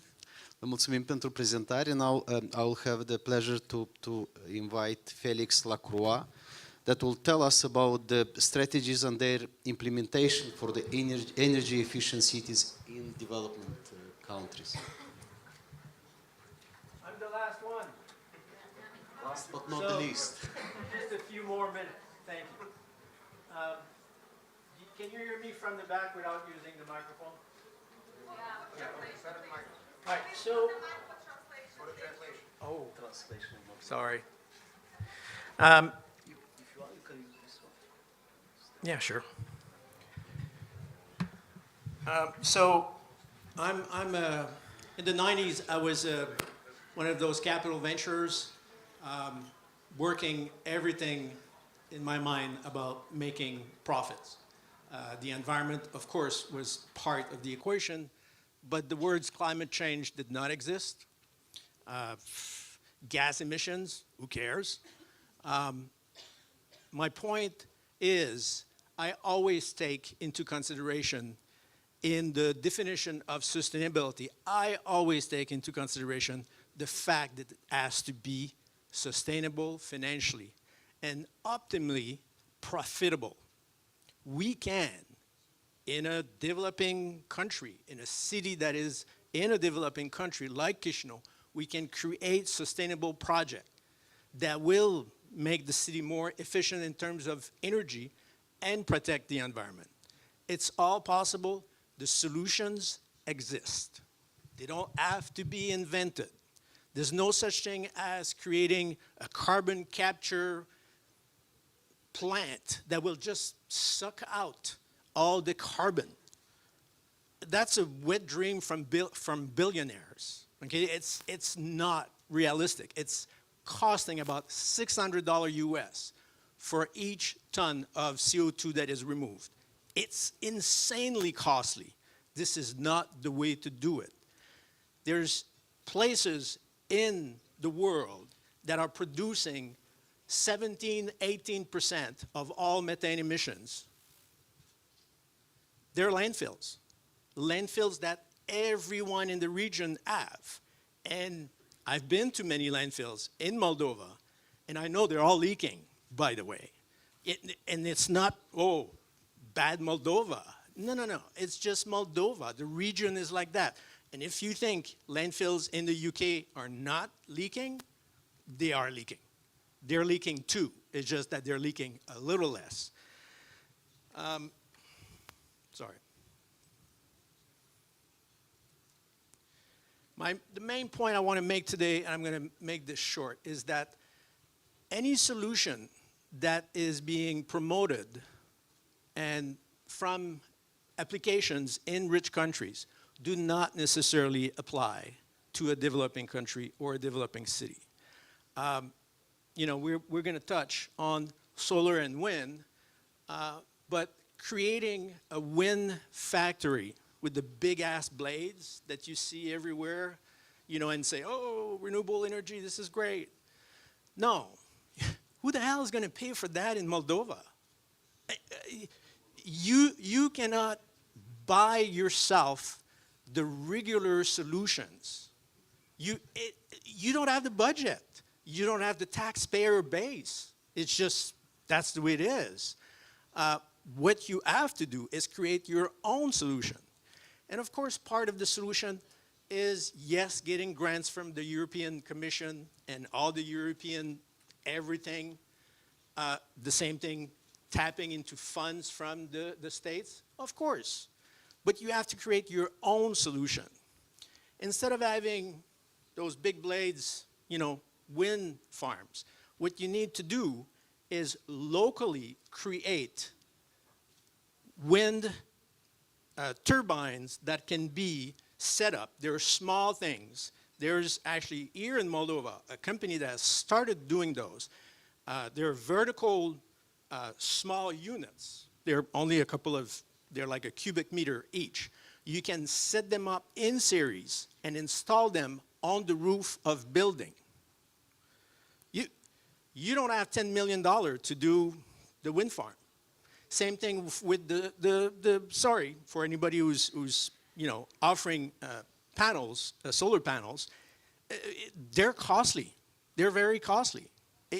And creating an entire farm of those, it's very difficult financially. You just don't have the budget.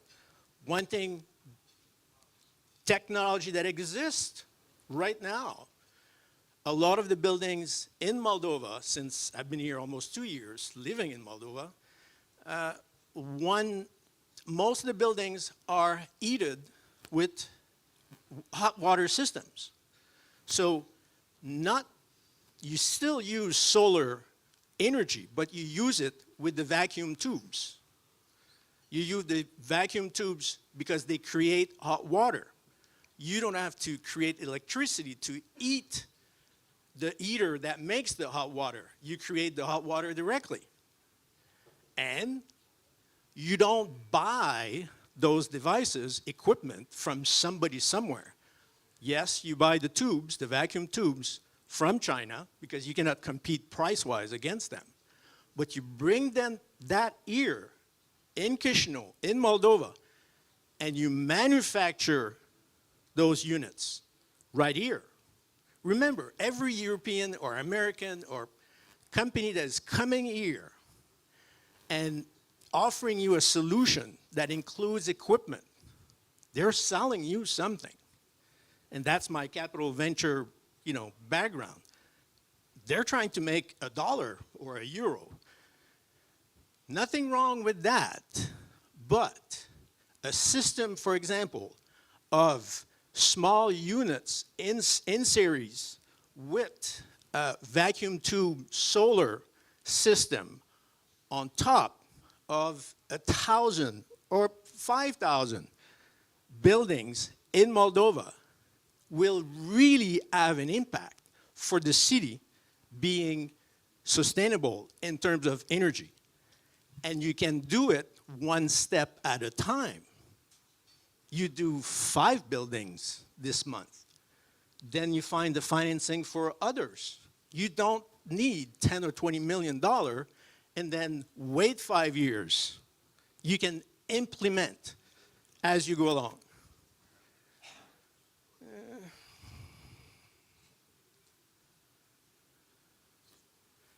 Yeah, one thing that developing countries, I'm going to give you an example. So, waste to energy plants. Of course, in a lab, and I'm a scientist by education, I'm going to remind you again. In a lab, the best way to convert waste from a municipal landfill into something valuable is to create a waste to energy plant. Yeah, if you have 20, 30 million in your back pocket, yeah, it makes sense. And that's my point, is that in a developing countries, it doesn't fiscally make sense. You have to do something else. You have to, for example, use enzyme or bacteria, whatever, technology that exists right now, and take all the organic of the municipal landfill and turn that into fertilizers. And then, yes, you can use the plastic using portable equipment and not costly equipment, pyrolysis, to create fuel from it. Is it the best scientifically proven solution? No. But it does the job. 70% efficiency for 20% of the cost. And that's where solutions and technology for developing countries and cities exist and should exist and be implementable.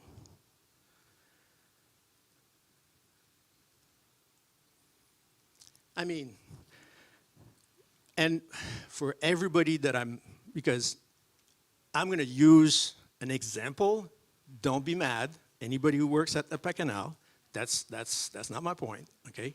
Every country in the region have their own EPA Canal, by the way. So, one of the things right now that the city of Chișinău is sitting on is what I call a gold mine. The accumulated sludge, which is namol in Romanian, the waste of the sewage plant. So it's the waste of the waste. It's nasty stuff, okay? And every summer, everybody who lives in Chișinău knows it smells. It's coming from that, the namol, okay? Right now, I figure about 650,000 tons of sludge sitting right here in Chișinău. And there's a project to turn that into biofuel. Well, that project's been sitting there for years. There's, I believe, a German company. The problem, there's no budget to complete the project. So what I suggest to do is to turn a portion, at least a portion, of all those hundreds of tons into fertilizers. Why? To create sustainable farming or landscaping for the city. 33,000 farmers in Moldova. Because of the war, they're paying 2 to 3 times the price that they used to pay for fertilizers. There's a need for fertilizers being produced locally. And I'm going to finish with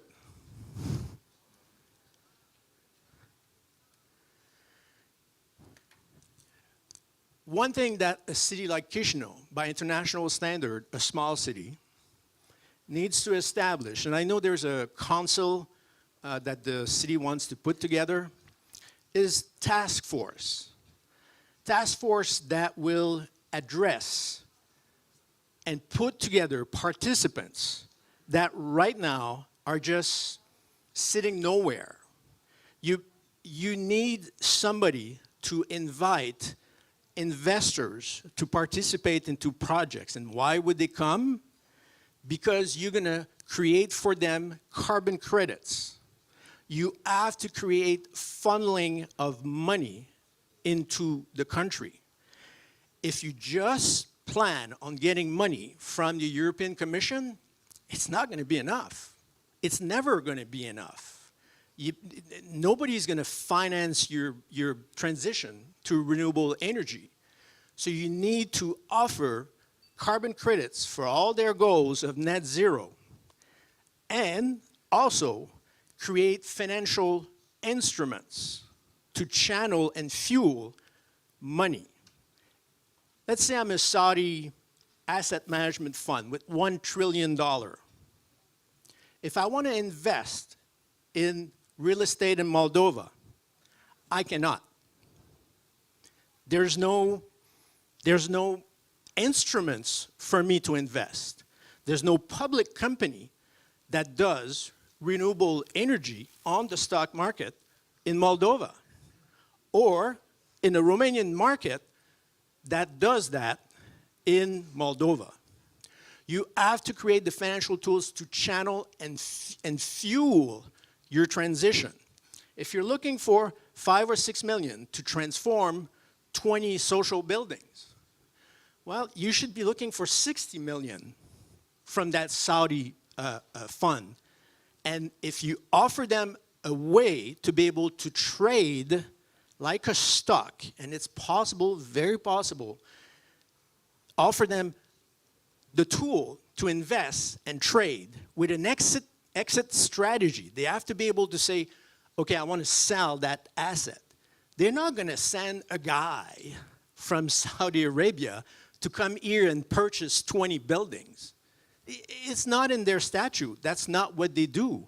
They invest in tradable securities. Right now, there's no such thing in Moldova. And I think one of the task force that I suggest the city to create should be dedicated in creating those instruments, making new money, real money, not European Commission money, come to Moldova. Thank you for your time. Thank you, Felix. Vreau să mulțumesc speakerilor pentru prezență și pentru că au împărtășit cu noi experiențele lor. Eu cred că colegii de la Primărie au reușit să facă notiții destule la ceea ce s-a vorbit și sperăm să vedem orașul Chișinău un oraș mai eficient din punct de vedere energetic. Vreau și eu să împărtășesc un gând care, după părerea mea, ar completa lista aceea cu acțiuni care urmează să o facă Primăria Chișinău. Odată cu creșterea costului de resurse energetice pe bază sau fosile, a apărut un interes mai sporit la sursele de energie regenerabilă sau la energia verde. Doar că asta se întâmplă cumva haotic și propunerea sau opinia mea este că am putea crea o piață mai mare. Chișinău, trebuie să știm cu toții, înțelegem cu toții că este un consumator foarte mare de energie electrică prin școli, grădinițe, instituții, inclusiv și transportul electric care ne transportă pe noi în fiecare zi. Toate aceste instituții consumă un volum extraordinar de mare de energie electrică. Atunci când, sau ideea constă în faptul că Chișinău, sau de ce nu, la nivel central, să-și asume ca 20% din consumul de energie electrică să fie energie verde. Astfel s-ar crea o piață, astfel s-ar crea o cerere și astfel s-ar crea motive în plus pentru a aduce investitori în Chișinău și în Republica Moldova. Încă o dată, domnilor ambasadori, excelențe doamnelor și domnilor, stimați speakeri, vă mulțumesc foarte mult pentru prezență și vă doresc tuturor o zi frumoasă. Vă mulțumesc!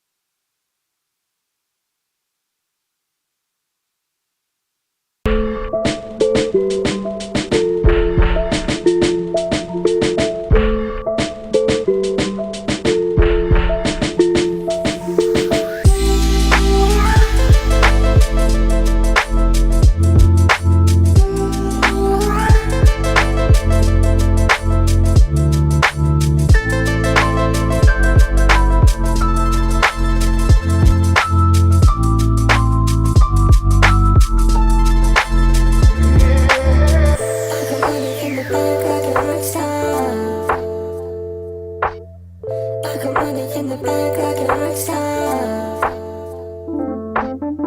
I got money in the bank like a rock star. I got money in the bank like a rock star.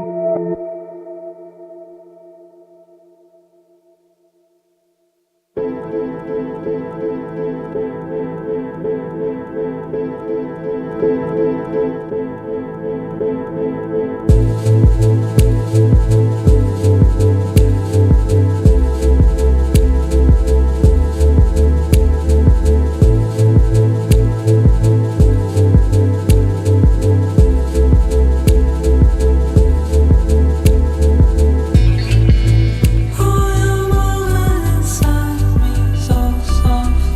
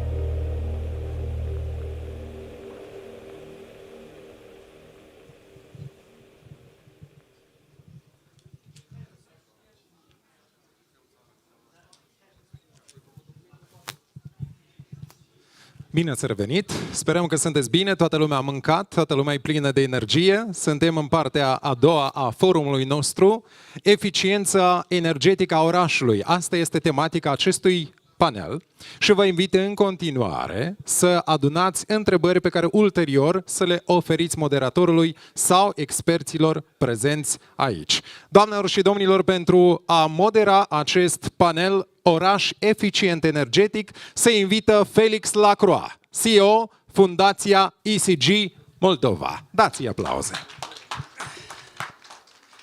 Hi, everyone. Sorry for not speaking Romanian. I'm actually a stand-in.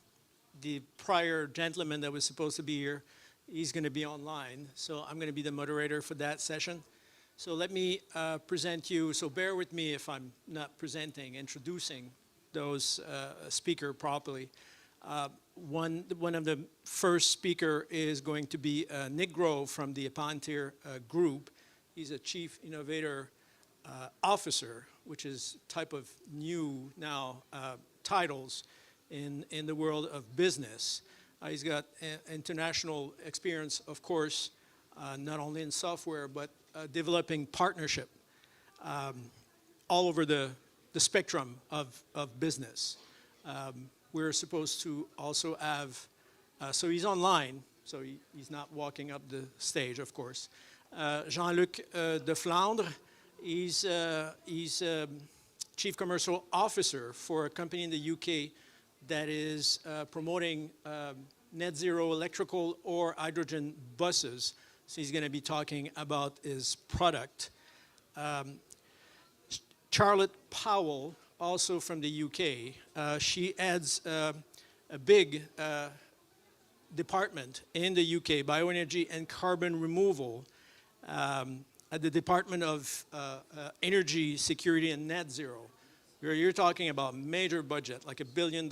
She's in charge personally of $130 million. She's also online. I'm missing one person here. Then there's the only physical person with me is Veronika Erta. She's a specialist in the economic field here in Moldova. She has extensive experience. I want to talk to you later, not for that. She has been heading the General Directorate of Finance for the municipality. So she is right in the thick of it, and I hope, don't sit that far. I'm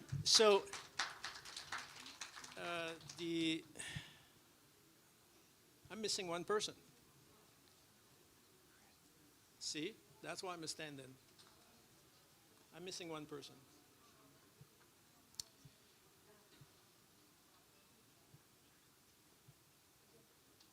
Oh, Lee Grant. Yeah, I actually know him. Lee Grant, that has been coming in and out of Moldova for 7 years. He is certainly somebody that has a good insight in what developing countries and Chișinău needs and wants for, here he is, yeah, sorry. Like I said, I'm a stand-in. So let's start with Lee Grant.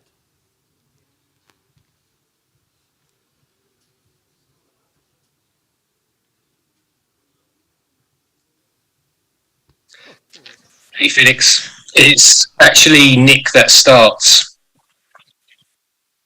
So I'll let Nick start. Thank you and welcome to everybody for the event. I hope you're all having an enjoyable and informative session so far. Thank you to all my other colleagues on the panel as well. Kind introduction. I would just like to give a quick background on the Palantir Group. Palantir Group has been around for a number of years in various guises. We've also been related to the Cord Group over a number of years, developing effectively zones in a box, so trade zones globally, and working with the legislation around those. The Palantir Group effectively moved these forward and developed a new range of sustainable trade zones. And I think trade zones, it's important really to look at that from what we're going to discuss here. They come in many flavors, but effectively think of them as a big wrapper that can provide an envelope environment for common trading principles. It gives a common framework. Sustainability, as we'll also see, I think has many flavors. And to me, sustainability is really more about the long-term viability of projects, services, and the community that will both participate in the construction, delivery, and the operations of those, and then the consumers of those services. So when we come to looking at, obviously, energy has a vast scope in terms of the current climate, and particularly for Chișinău in terms of the local geopolitical climate and everything that we know is going on. Energy sustainability can provide huge benefits to the local economy, to the national economy, and to the overall welfare of the people. So what we're looking at here is a long-term viability strategy to become energy independent, sustainable in that process, but also recognizing things like the 2030 sustainable goals, the agenda for change, and obviously the net zero ambitions that are being looked at globally. So let's just have a look at some of the slides and see if I can share the screen. Here. Okay. Okay, so looking at effectively architecting prosperity together. As I said, the 2030 agenda provides a number of sustainable development goals, which really, once you start to look at a renewable energy environment, starts to tackle quite a lot of those. Everything from clean energy, net zero, to education, prosperity, jobs. It covers quite a range once we look at that in its totality. I think that's the slideshow. Okay, so what would the aim of a sustainable or an energy hub in Chișinău be? The idea really is about aggregating sustainable energy solutions, providing a common hub, a common framework, and a zone in which public-private partnerships can come together to accelerate the development, the introduction, the research and development, and most of all, the execution and delivery of these projects and services. Clearly, by creating a dedicated hub, that allows us to focus specifically around that innovation side. There's a huge amount of innovation globally in renewable energy, everything from wind to plastic to hydrogen to the obviously electric vehicles. Chișinău has a number of benefits in terms of being able to provide a very easy, accessible city for testing these out. So it provides a good test ground. It's a good size location. It has a number of the key aspects that are needed to look at these energy solutions. It has a geopolitical climate that requires that and can help accelerate that. And then above all now, it will have, and is starting to have, a more investable climate. So the way we look at the hubs really is not just about the technologies and services, it's how that integrates into society and what that can provide as a long-term viable and sustainable solution. And obviously energy then becomes a key aspect of any society. So an energy hub has multiple aspects, and really what we want to do is look at fostering a circular and sustainable framework for that within Chișinău.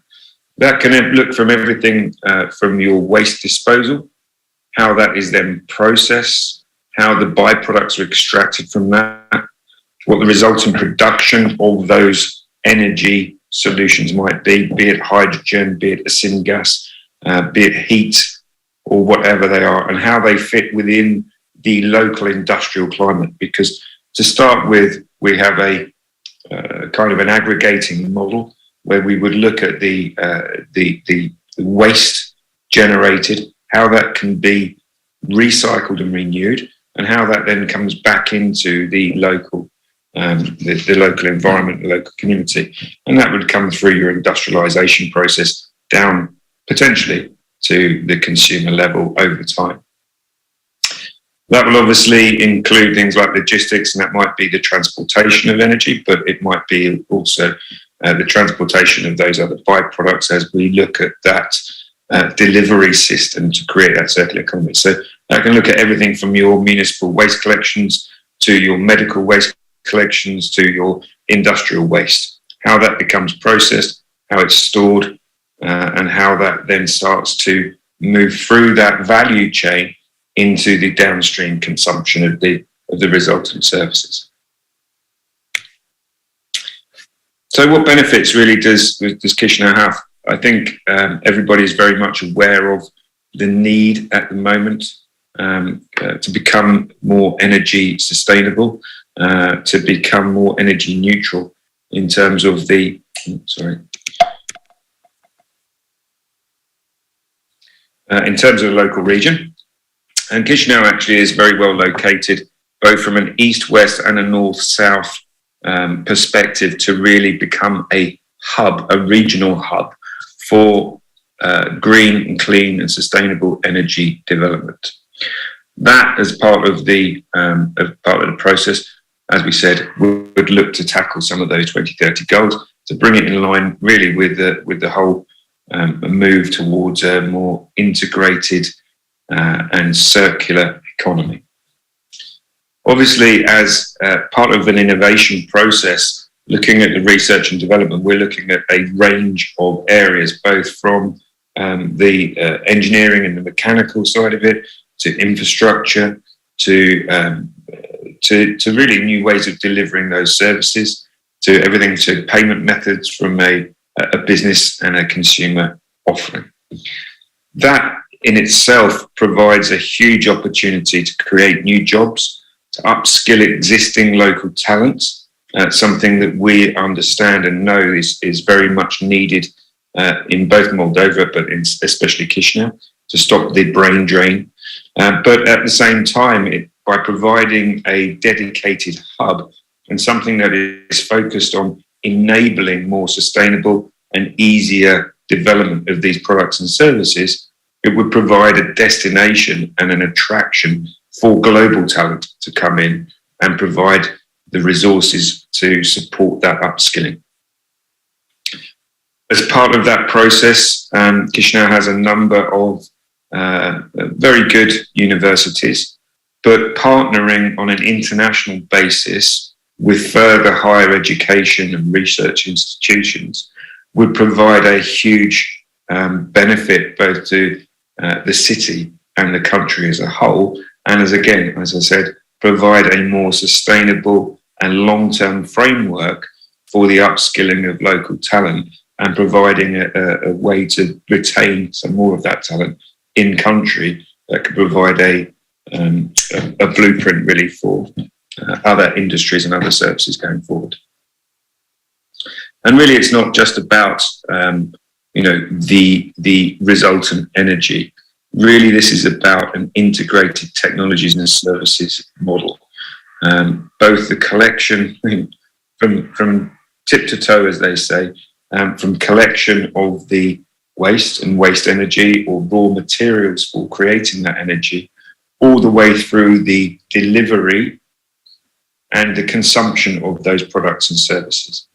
So we're looking at a 360-degree integrated approach to how these will work. And they're becoming very much more popular now, generally around the world. And we see that through the Middle East and other emerging markets and economies that are really trying to focus their attention and aggregate these services from top to bottom within a contained environment, something that becomes a common framework for both public and private partnerships and interaction around delivery of these services.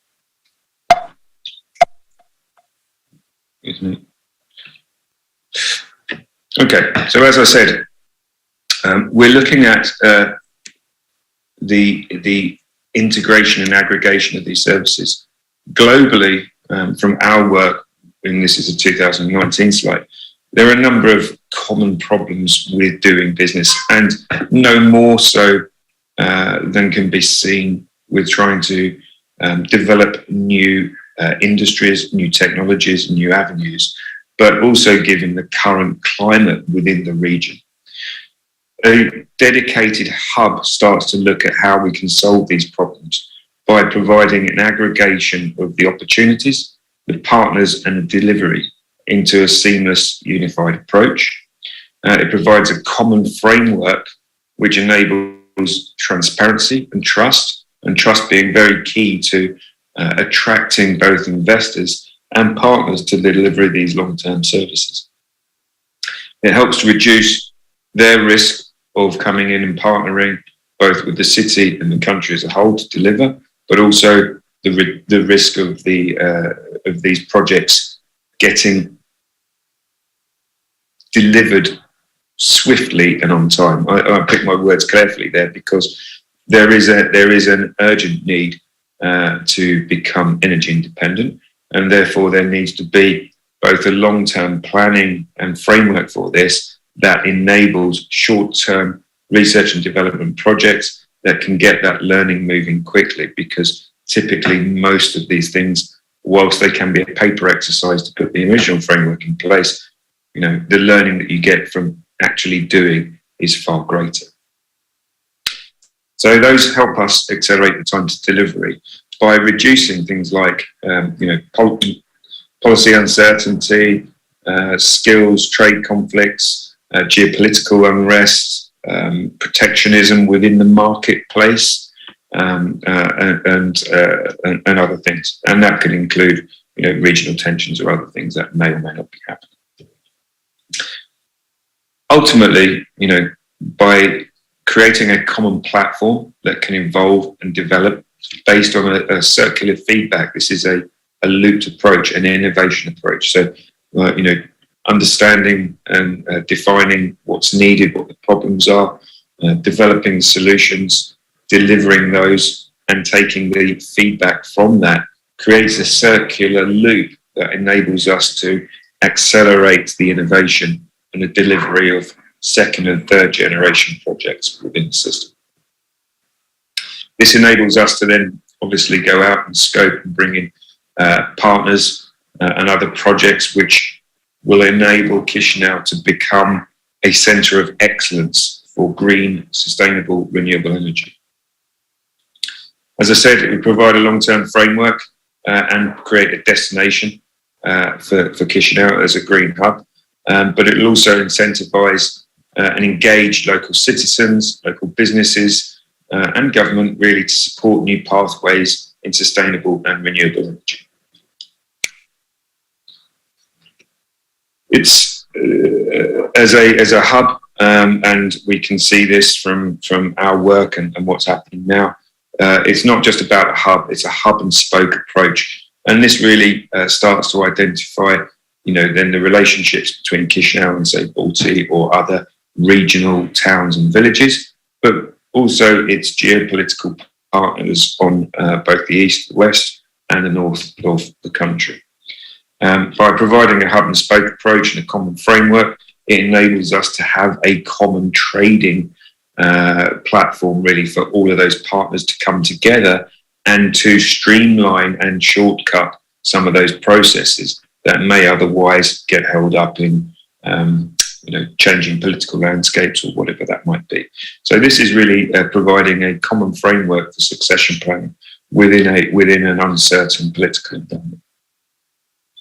And part of that really is in the research and planning, and Lee will talk to you a little bit more in a moment about quite a lot of the work that's already been done around these areas and looking at some of the projects. But it will also look at things like enabling common regulations and concessions, something I know that's happening currently with new legislation around green energy for pre-purchase agreements, equipment, etc., etc.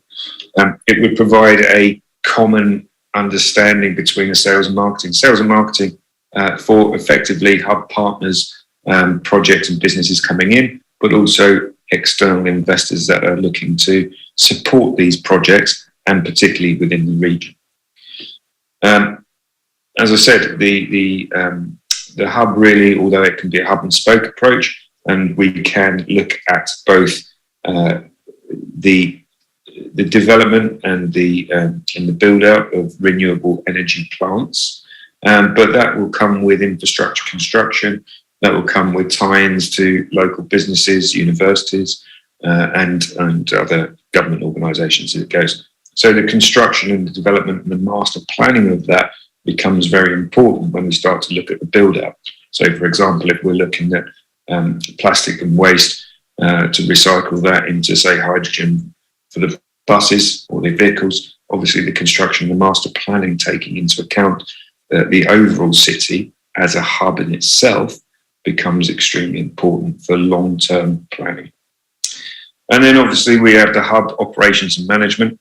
Typically we see these as a kind of a hub authority separate from the government to give that credibility and the viability going forward.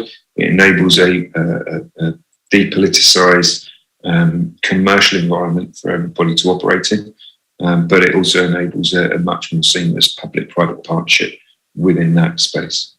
And then obviously there's a range of ancillary services as you're developing new energy, new legislation. There'll be new tariffs, new buy-in rates, carbon credits and the other ancillary markets that go into supporting this long term. So these are all extremely important, and having a common framework for those is essential really for their success. So what do we get from that? Well, ultimately, we're looking at a 360-degree approach to sustainable energy.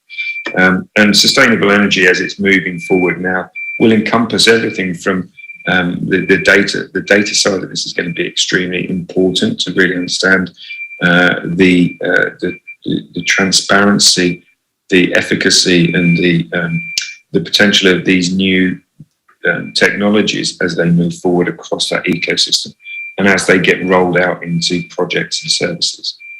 And therefore, those connected services effectively help us foster that clean, green energy utilization across the board. That sustainable energy hub then starts to enable further technologies and services, further innovation and incubation into these new technologies. They provide new pathways to recycling and renewables, and obviously then it starts to enable other local services such as infrastructure development. Nick, can you hear me? Nick? Yeah. Can you hear me? Yeah, because of time pressure. Yeah, no problem. I've got one slide left to do. Okay, perfect. Thank you. Yeah. Okay, so what does an energy campus look like? These aren't new. These hubs, there's one being developed currently in the UK between Rolls-Royce and Qatar. There's 1,000 jobs across 2 campuses that will be generated and proposed. They're looking at climate technology. A further 10,000 roles will be created in the wider business community from that, and as new businesses get launched. They're looking at, obviously, with the hubs and the research and development and the growth in this market, to develop new unicorn companies. And I think we can take that as an inverted commas unicorn, but the potential to develop new businesses and new services that have a huge scaling opportunity, and therefore the economic and other impacts that can bring to Chișinău over the next 10, 20 years is extremely powerful. And obviously, as you start to develop 1 or 2 in that incubation hub, that will attract and develop further spin-offs from that. We see that a lot within the university sectors. So this is really about developing that IP base, that innovation base, that incubation of these new products and services. And obviously that will foster long-term capability for startups that might be based in the UK to come and partner with Chișinău as a city to develop these products and services and build out a more long-term sustainable future. And on that note, I will hand over to Lee, and he can talk a little bit more about some of the energy projects that are viable for Chișinău at the moment. Well, thank you, Nick. Thank you for showing us the way and the method describing how the hub could be totally beneficial for Chișinău. Appreciated. So I know that we're supposed to see Grant Lee, but I'm totally here that we're supposed to have Veronica Erta first. So Veronica, my pleasure. Veronica is the new executive director for a Green City Lab, and she's going to be speaking about results obtained for conversion of residential buildings in Balti and Chișinău. Încă o dată tuturor.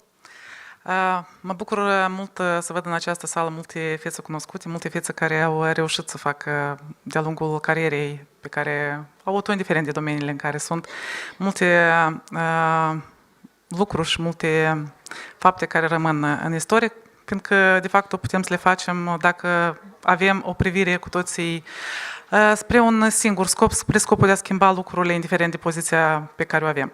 La momentul actual sunt în fața dumneavoastră în calitate de director executiv al Green City Lab Moldova. Green City Lab este o asociație creată cu suportul PNUD Moldova, care a fost creată și sper eu că a reușit până acum și va reuși și în continuare să fie o platformă de comunicare între autoritățile publice centrale și locale, între mediul academic, între oamenii de știință, între oamenii din mediul de afaceri și așa mai departe. În continuare o să vă vorbesc despre lucrurile pe care le-am realizat sau suntem la etapa de finalitate a unora dintre ele, dar nu înainte de a ne pune două întrebări. Ce consumăm din resurse energetice și cine consumă?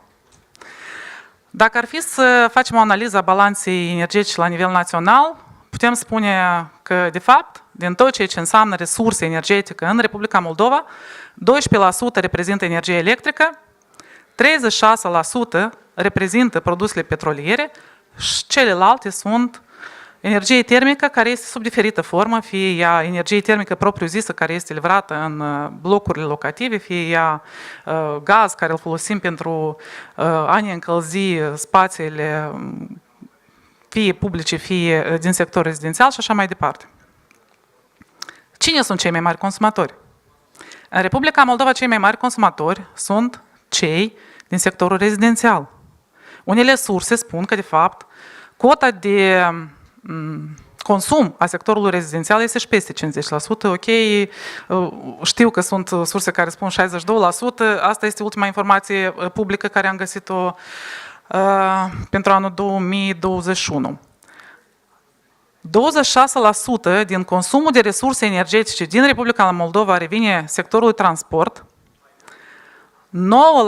9% industrie, 5% agricultură și doar 10% sectorului public. Pornind de la aceste două primele întrebări, da? Ce și cine, ne-am axat, de fapt, în activitatea pe care am desfășurat-o până acum în cadrul Green City Lab, cu suportul, repet, a PNUD Moldova. Pe această cale vreau să le spun un mare mulțumesc, fiindcă cred eu că sunt niște proiecte care o să aibă continuitate. Ne-am axat pe două segmente, dacă ar fi să le divizăm, activități ce țin de sectorul rezidențial și activități ce țin de sectorul public. Sectorul rezidențial. Primul proiect, din punctul nostru de vedere demonstrativ, de ce? Deoarece a avut și o componentă de finanțare care a presupus rambursarea sumelor investite, proiectul de eficiență în sectorul rezidențial, și anume prin trecerea din sistemul de distribuție verticală în sistemul de distribuție pe orizontală. Dacă este să vă imaginați ceea ce avem noi în blocurile vechi, noi avem în cazul în care, hai să spunem, vorbim despre un apartament cu 2 camere. Da? Asta înseamnă că, în mod normal, avem 3 coloane de distribuție. Coloana de distribuție care merge fie de jos în sus, fie de sus în jos.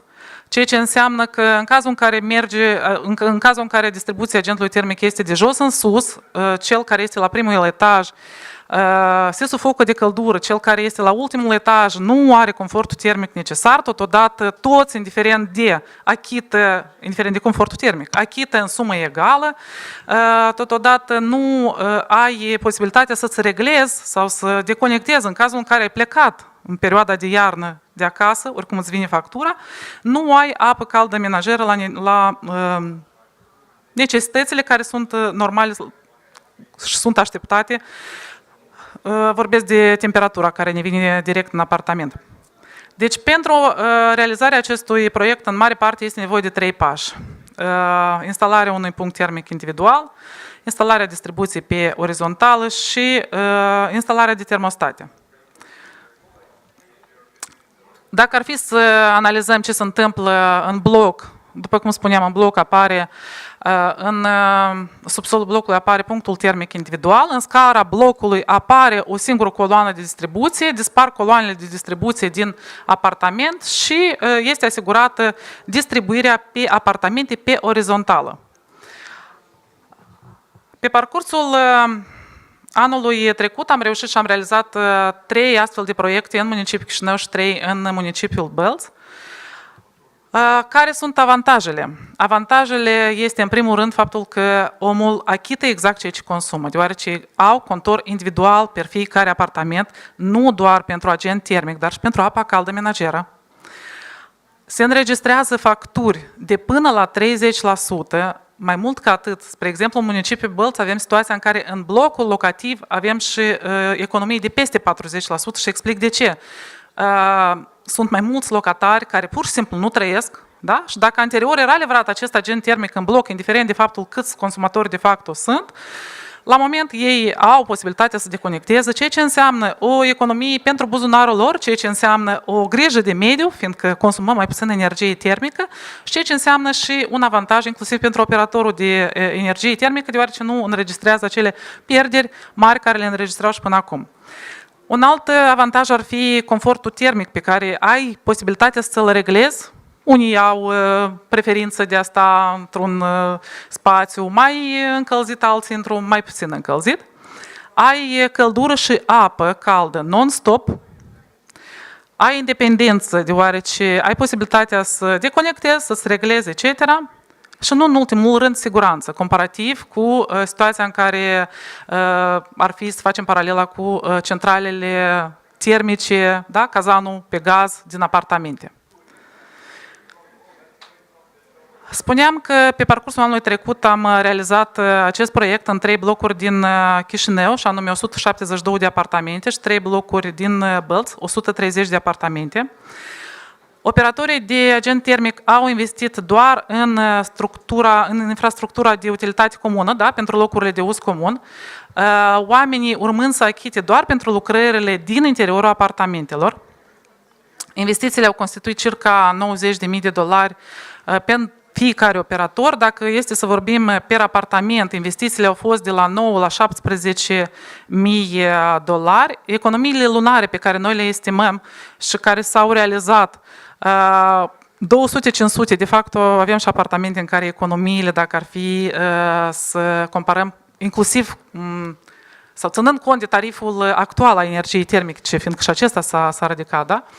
Sunt și de peste 2.000 de lei economiile per apartament. Green City Lab Moldova, spuneam eu că a implementat acest proiect grație suportului PNUD Moldova, dar cu condiția că investițiile vor fi rambursate către Green City Lab într-un timp de 5 ani cu rata dobânzii 0%.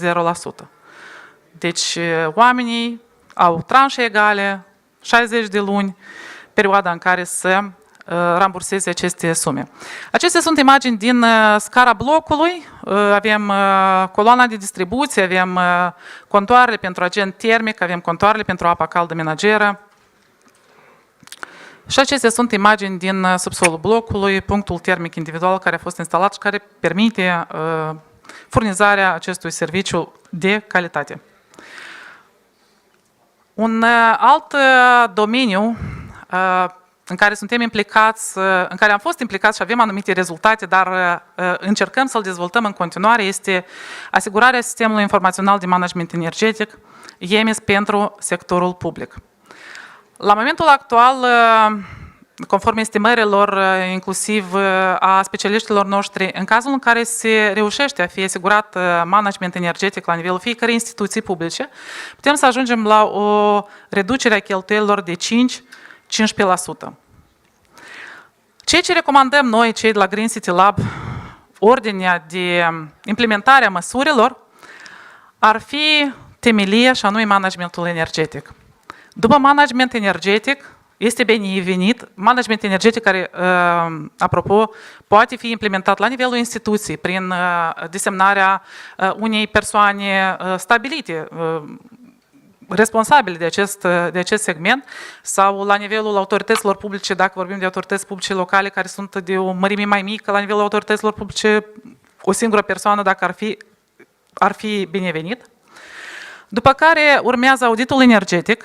După ce am stabilit măsurile care ar aduce avantaj și ar crea premize pentru înregistrarea descreșterii consumului de resurse energetice, ar fi binevenit să ne axăm în primul rând pe măsuri de eficiență energetică cu costuri mici.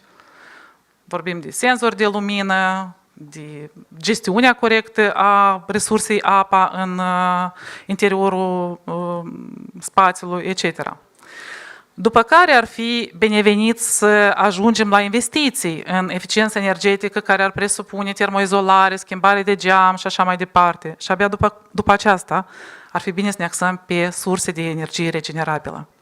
Ăsta este punctul nostru de vedere și încercăm de fiecare dată atunci când discutăm cu autoritățile publice, centrale și locale să le să le recomandăm. Spuneam că la momentul actual Green City Lab a implementat sistemul informațional de management energetic prin intermediul platformei EMIS. Este un soft creat de colegii din Croația. La ziua de astăzi, în municipiul Chișinău avem 16 instituții. Dacă ar fi să vorbim fără Primăria Municipiului Chișinău, avem 15 instituții, vorbesc de școli și grădinițe, în care sunt instalate contoare cu citire la distanță, care transmit informația din oră în oră a ceea ce se consumă de fapt în fiecare din aceste instituții și, exemplu, această imagine pe care dumneavoastră o vedeți reprezintă consumul pentru luna a treia, pentru luna martie, pentru o instituție, nu am vrut să le dăm nume. Acolo unde este notat cu verde este un consum mai mic, da? De la 0,01 până la 0,11. Vedem că, de fapt, indiferent de faptul că este sâmbătă sau duminică, consumul practic este același de energie termică, ceea ce denotă faptul că nu a fost nici într-un fel reglat, nu s-a ținut cont, probabil că nici într-un fel, de temperatura de afară și așa mai departe. Și mai interesant este dacă să analizăm valorile pe consumul de energie electrică. În partea stângă, dumneavoastră, aveți varianta aproape ideală. În partea dreaptă aveți varianta reală sau mult prea puțin ideală. Ce avem noi aici? În partea stângă a imaginii, din unghiul din care priviți dumneavoastră, avem o instituție care vedem noi că în luna martie au avut, practic se vede care au fost zilele de sâmbătă și duminică în care nu s-a consumat energie electrică. Da? Practic se vede că pe perioada de noapte nu s-a consumat energie electrică. Și avem situația din partea dreaptă. O altă instituție publică, o grădiniță, în care vedem o prezentare haotică, ceea ce denotă faptul că există careva carență, se lasă aparatele în priză, nu se deconectează energie electrică, etc., etc., care creează un astfel de consum de resurse energetice, în cazul respectiv energie electrică. Și informația pentru apa caldă, menageră, la fel, după cum puteți observa, se vede că care sunt sâmbetele și duminicile, cu toate că există un consum de 0,11, da? Ceea ce înseamnă că sunt probleme pe interiorul rețelei instituțiilor respective. La momentul actual, Green City Lab Moldova implementează de comun cu partenerii de dezvoltare, în speță alături de Expert Group, o analiză amplă pentru peste 3.000 de instituții publice total din Republica Moldova. Ca rezultatul al acestei analize urmează să identificăm 300 de instituții publice, nu vorbesc doar de Chișinău, vorbesc total din Republica Moldova, care sunt cele mai problematice. La momentul actual, EMIS-ul nou nu ne poate prezenta informația pe care o aveți dumneavoastră vizualizată pe ecran, deoarece avem un timp prea scurt pentru a face o astfel de analiză. Dar dacă este să vorbim, spre exemplu, aveți informația pentru un consumator a consumului de gaz, linia pe care o vedeți pe verticală este până în momentul în care s-a făcut termoizolarea respectivului spațiului, ceea ce este după ce au fost făcute măsurile de eficiență energetică. Și vedeți care este diferența de consum de gaze pentru această instituție publică. EMIS-ul ne va permite, în momentul în care vom avea informația pentru mai multe instituții publice, este harta Croației, sorry, nu avem cum încă să prezentăm harta Republicii Moldova, dar sper anul viitor când ne vedem să avem capacitate și posibilitatea să vă prezentăm, în care sunt vizualizate, da, toate instituțiile publice care sunt conectate la această platformă, la EMIS, totodată fiind atenționări pentru acele care au un grad de consum mai mare comparativ cu alte instituții de aceeași mărime. Asta ar fi așa pentru un oraș. În afară de aceste măsuri și aceste tehnologii pe care ne propunem să le implementăm la nivel de întreaga Republică Moldova pentru instituții publice. Pe parcursul anului trecut am reușit și am realizat cu suportul PNUD Moldova proiectul de generare distribuită a energiei electrice regenerabile pentru 2 instituții. Și anume pentru Casa de Bătrâni, Centrul de Plasament pentru Bătrâni de la Sculeni și pentru Spitalul Raional de la Sângerei. Parcă s-ar părea că o nimica toată, că panouri fotovoltaice lumea mai pune și nu e nimic nou. De fapt, vreau să vă spun că am implementat mecanismul ESCO în acest caz, ceea ce înseamnă că respectivele instituții vor rambursa valoarea investiției după următoarea formulă. Cantitatea de energie electrică produsă înmulțită la tariful la zi minus 10 bănuți. Da? Respectiv au și o economie înregistrată per total, în termen de, după cum este tariful actualmente, în termen de 5-6 ani, vor rambursa valoarea investiției. La Sculeni au fost instalate sistem fotovoltaic cu capacitate de 27 de kW, la Sângerei 84 de kW. Repet, aceste investiții vor fi rambursate. Ceea ce facem noi actualmente, Green City Lab, am inițiat discuții la nivelul Ministerului Energiei, Ministerul Finanțelor, Agenției Achiziții Publice, în vederea elaborării setului de documente pentru a beneficia de contorizare netă, da? De net metering, în primul și în primul rând de instituții publice, să fie avantajat. Net metering-ul nu este nelimitat, el se acordă de către operator după principiul primul venit, primul servit și din punctul nostru de vedere statul ar trebui să se îngrijească ca în primul rând aceste instituții publice vorbim, să beneficieze de contorizare netă, după care ceilalți să facă afaceri dacă doresc. Și la sfârșit un mic citat.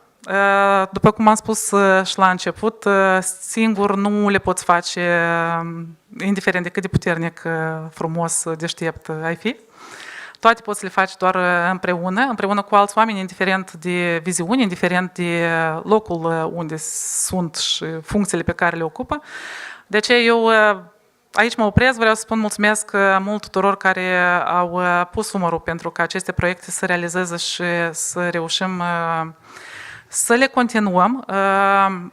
Proiectul meu de suflet rămâne a fi distribuirea pe orizontală, fiindcă cred cu siguranță că este necesar fiecare din noi să avem confort termic, să avem posibilitatea să ne reglăm agent termic, să avem posibilitatea să plătim exact pentru ceea ce consumăm, mai ales că sistemele de distribuție în Bălți și Chișinău, fiindcă ăștia sunt cei mai mari producători și distribuitori de energie termică, sistemele de distribuție sunt unele foarte învechite și nu în ultimul rând ne axăm și pe activitatea ce ține de eficiența energetică a instituțiilor publice, care chiar dacă au, după cum ați văzut, dacă au un consum de 10% din totalul de consumul de resurse energetice din Republica Moldova, trebuie să fie un etalon și pentru ceilalți. Mulțumesc tare mult!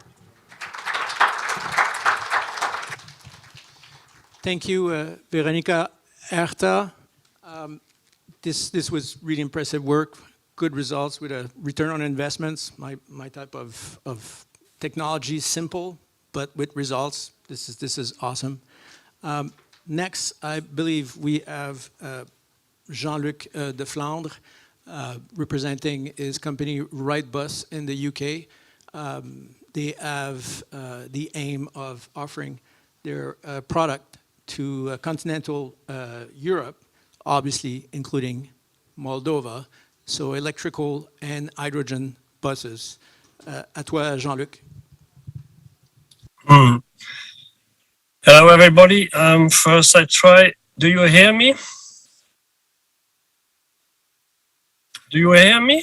We do. Okay, Yes, that's we one. can hear you. I will then share my screen and then I hope it will go on. I think it should be this one.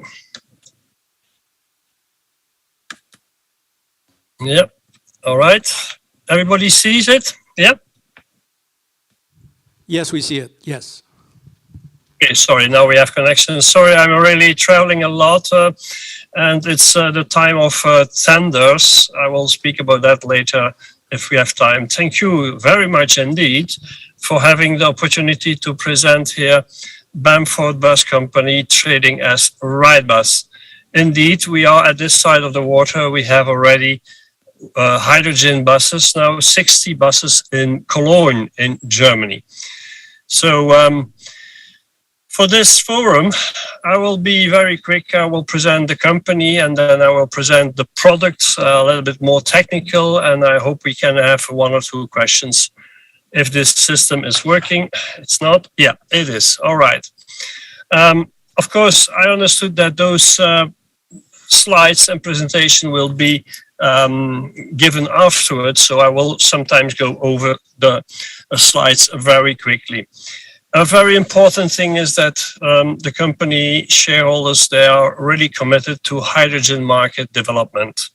And Ridebus benefits from the common ownership of Bamford family, providing a number of exciting expertise, and it helps to grow the business in tandem together with Bamford. Bamford is well known all over the world with the machinery.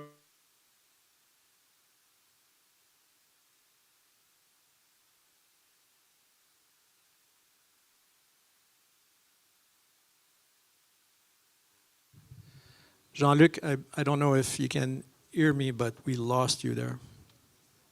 We can't hear you, and you're frozen on the screen.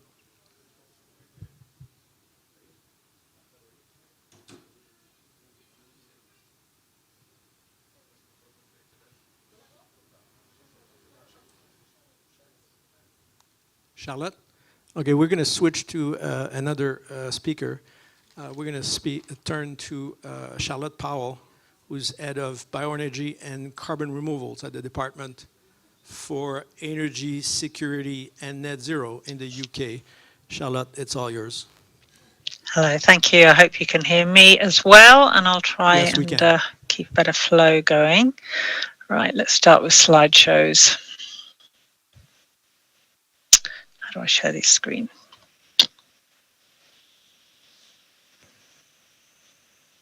Share screen.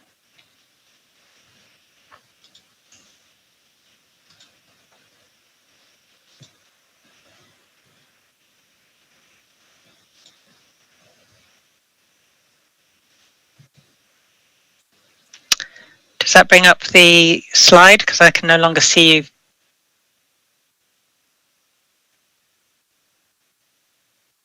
Hello? Yeah, no, we say me, which is not relevant. Okay, I'll try and share the screen again. Let's see if I can switch them over. I don't know how to do this actually from in presenter mode. We're back at you. We're seeing you right now, but not your presentation. Now can you see the presentation?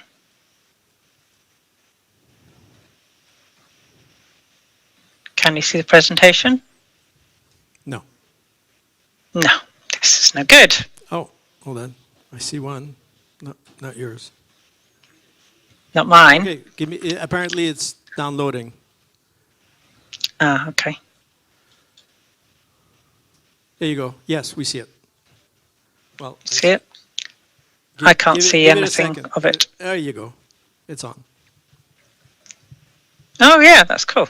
Excellent. I think that might be your side that you're running that. Is that right? All right, go ahead. All right, great. Well, firstly, after all that technical mishap, I'm terribly sorry for. Firstly, I work for the UK government, as per the introduction, and I work specifically within the Science and Innovation Directorate for Department of Energy Security and Net Zero. So within that, I lead the bioenergy and carbon removals team. And these are specific areas that we're innovating in with what we have called the Net Zero Innovation Portfolio, and I will tell you a little bit more about that in a moment. So how do I now move this on to the next slide?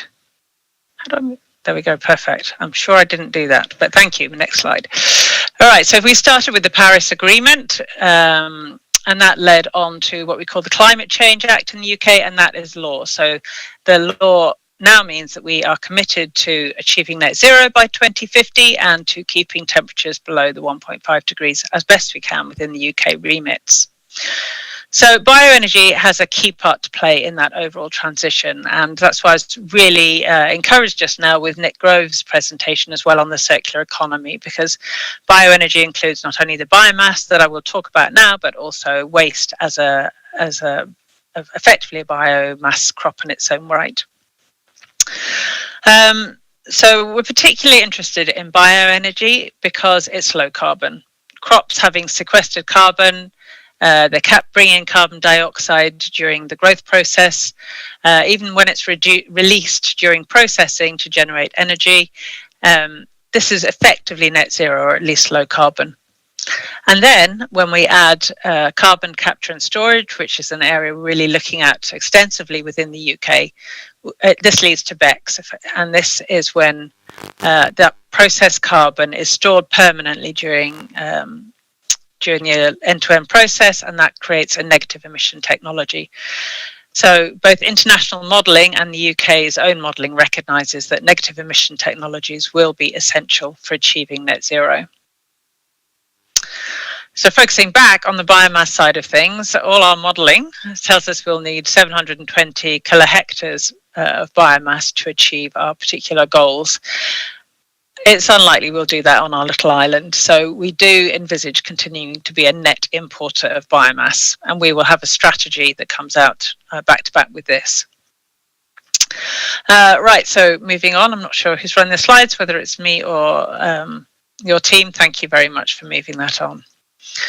Okay, so the Net Zero Innovation Portfolio came out of an announcement by our Prime Minister on the 10-point plan. That was just a really high-level view of how particular strategies and approaches we wanted to take in the UK, particularly one of them as achieving that net zero goal.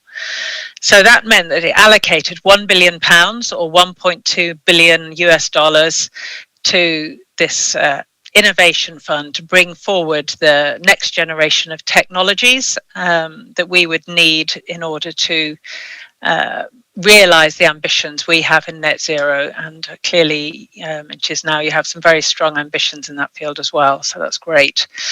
The bioenergy theme is one of those 10, and the other one that I lead is the greenhouse gas removals down in the bottom right, but we're just talking bioenergy today.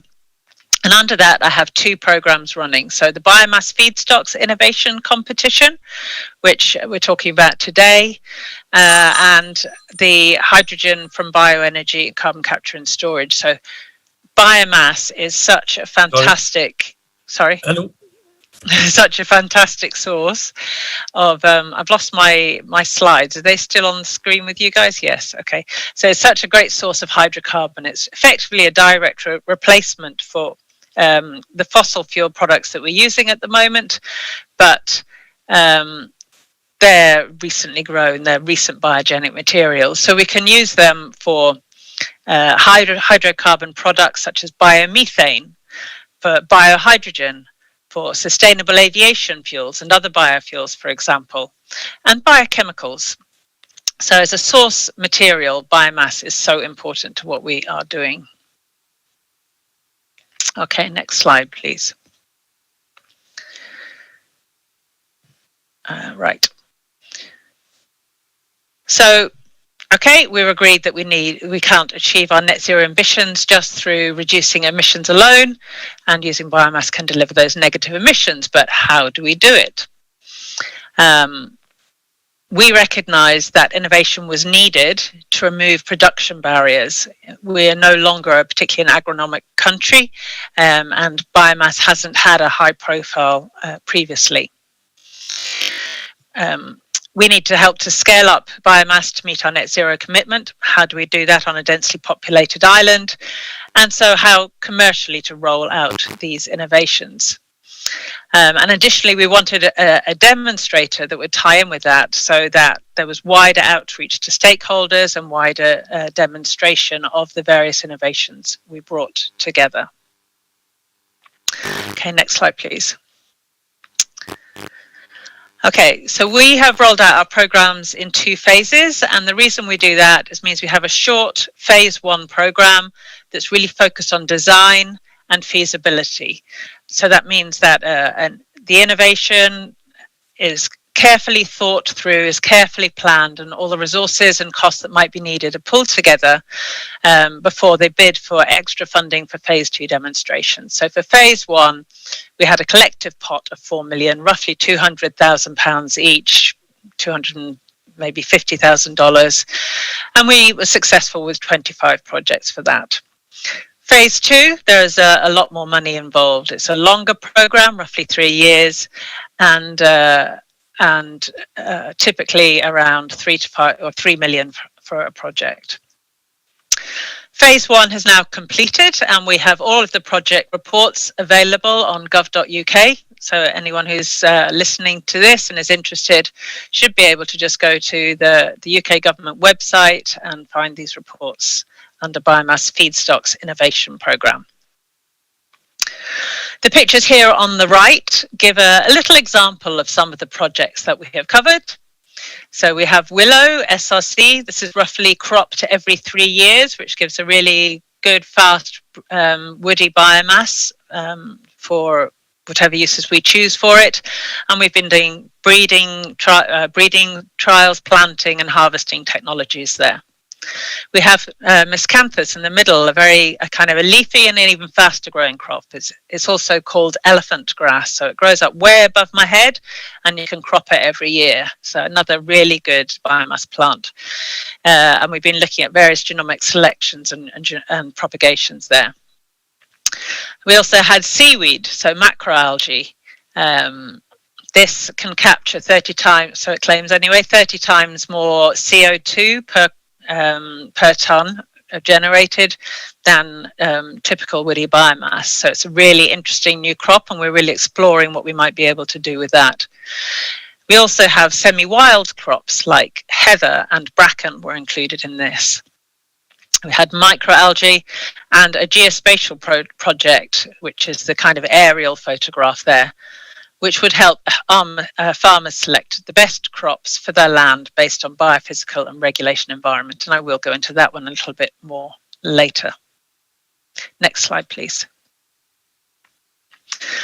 So just quickly for information, this is the coverage of the UK where we had our projects located. So that's both for phase 1 and phase 2.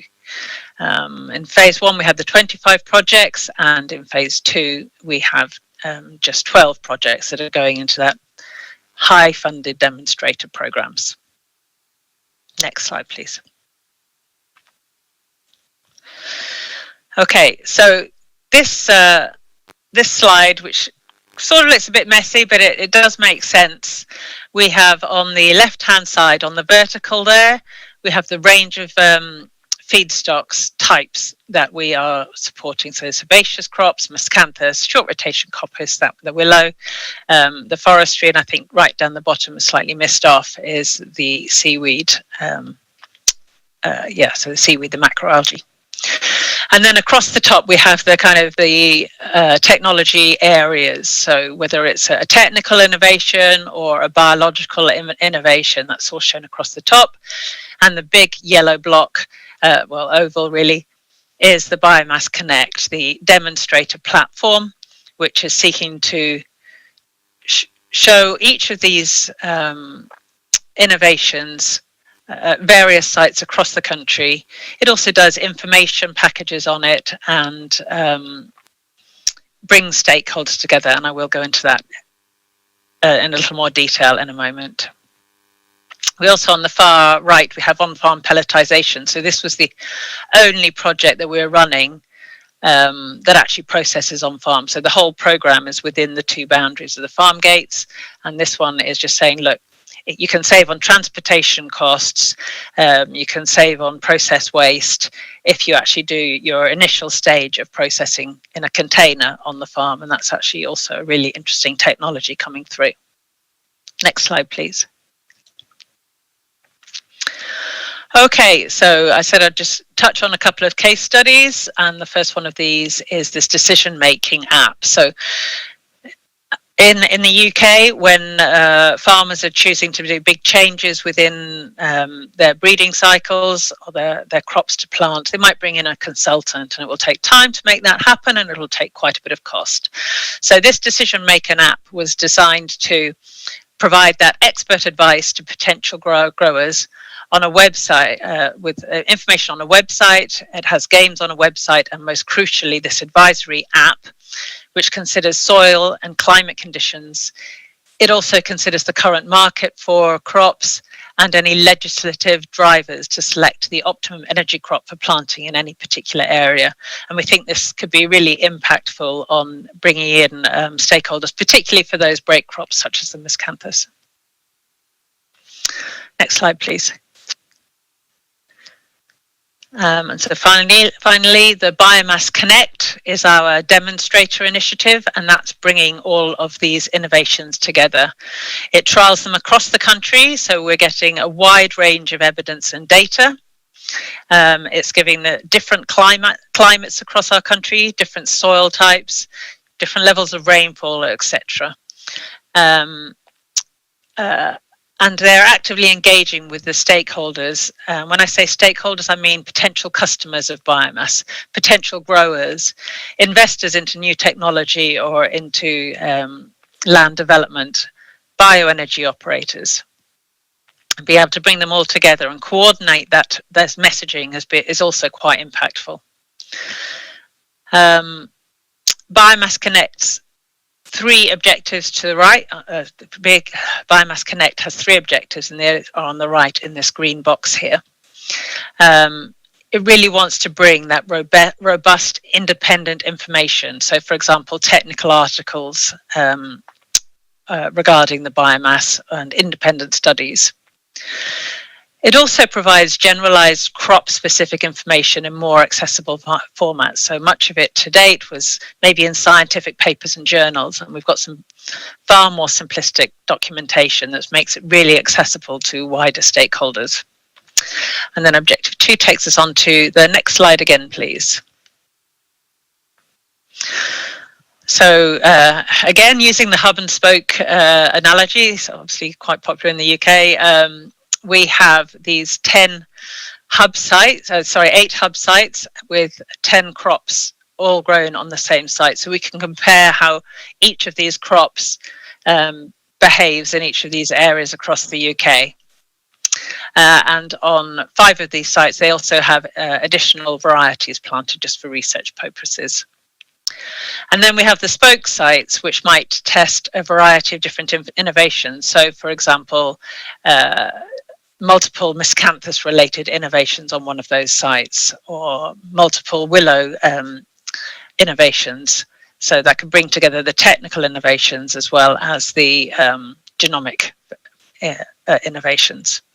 And planting's just started this spring, so we're only started seeing the first shoots of these activities. So Biomass Connect is also connecting with industry and has outreach events, as they say, from field to fire. So it's bringing people to site to see what has been planted and what kind of materials they might have if they were then to put this, for example, through an electricity generator or as a hydrogen BECCS, as my program 2 is, generator, or biomethane, sustainable aviation fuels. This is a foundation crop for so many of these hydrocarbons that we already use today. So there, if you want any more information, again, this is designed to be publicly available. There's the biomassconnect.org website address there, and it has a really good range of technical articles and papers on it.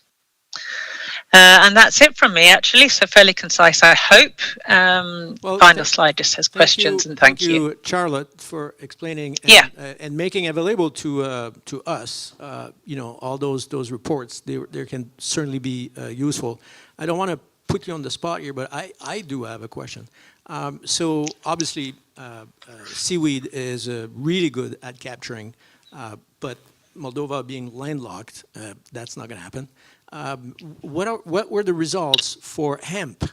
Because I think in Moldova you could have a dual, at least 2 times yeah. So Yeah, hemp is a really interesting product. It's a really interesting product, and it's another really great break crop. So, if you're planting it in between, wheat or barley or something, you can put in the hemp. It's supposed to be very strong for soil qualities, nitrogen into the soil. And although we only did that in phase 1, so we only have that initial study of it, it is so versatile for lots of different products, including things like bioplastics, which... Right. So because I read that. So I think it's really interesting. We have a lot of restrictions on using it in the UK still. Oh, right. But I think it's really, really... I'm very excited about it as a crop, I have to admit, even though it's not in our phase 2. Two It's actually in the same cleaning contaminated land as well, and quite highly used through kind of a lot of the Balkan regions, ex-war zones and things like that. It's very good for cleaning the soil and getting it back to a state where you can grow arable crops. Oh, thank you. I think it's very good fibrous, isn't it, as well, as opposed to the kind of the woody biomass, the deep embodied energy. So it might be less good for the energy side of things, but likely to be better on anything that needs more fibrous crop. Right. So for the carbon capture, it could be good for Moldova.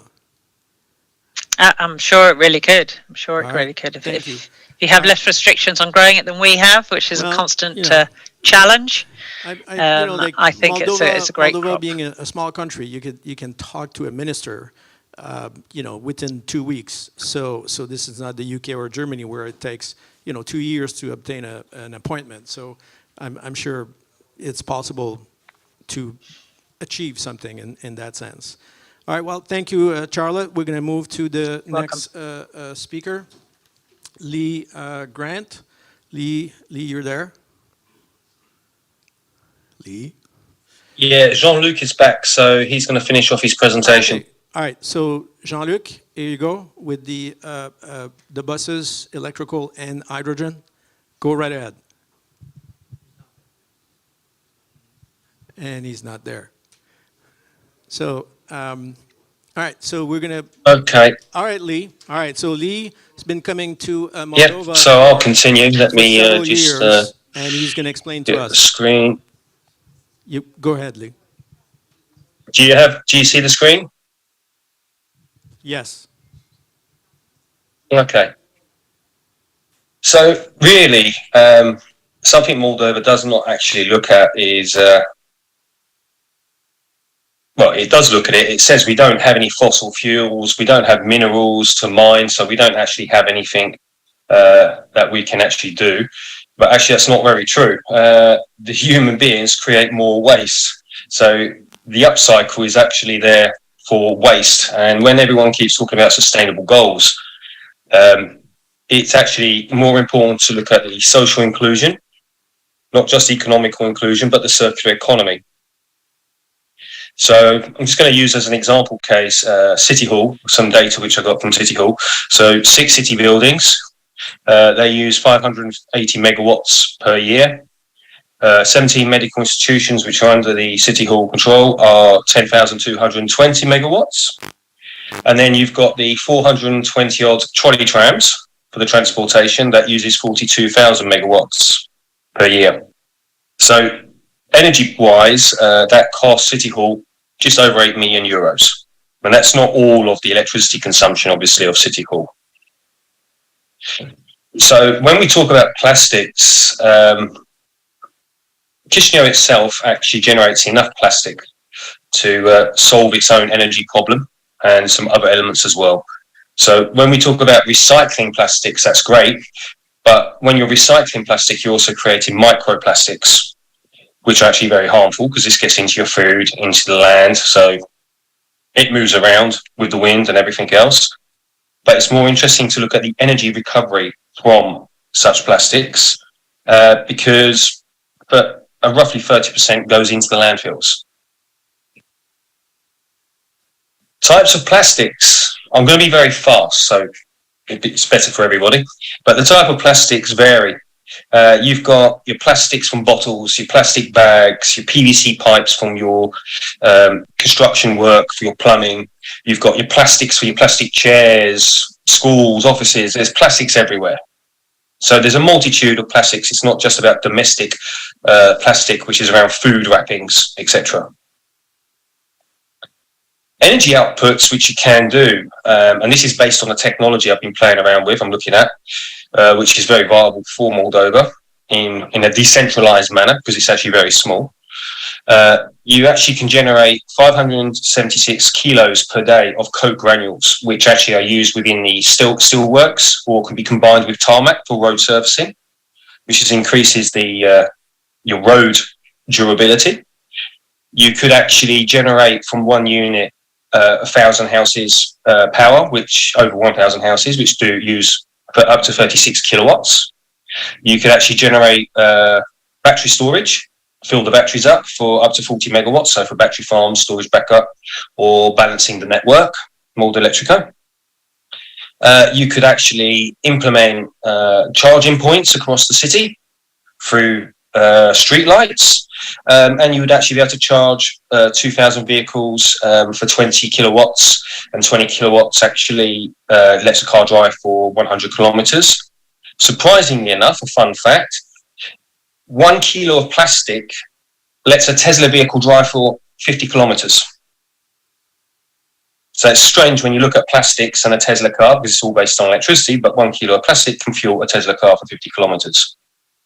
Out of the same output, you could actually generate 700 kilos of hydrogen.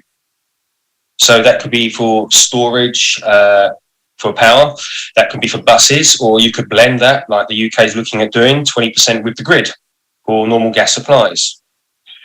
Another off-take to it, as an additional, is hot water and heating. You can generate 48 megawatts per day for central heating or hot water. Or better yet, you can use the heat and possibly dry the sewage for up to 900 kilos per hour, making the dried sewage easier to transport. And because of the calification on dried sewage, there is actually a burning value energy to that, can actually be used in cement kilns or other industries such as that.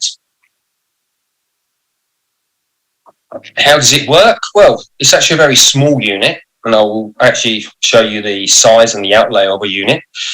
So you're just generating from a mini shredder the plastics, 540 kilos per hour. The unit actually uses 250 kilowatts per hour of its own power, so it's self-efficient.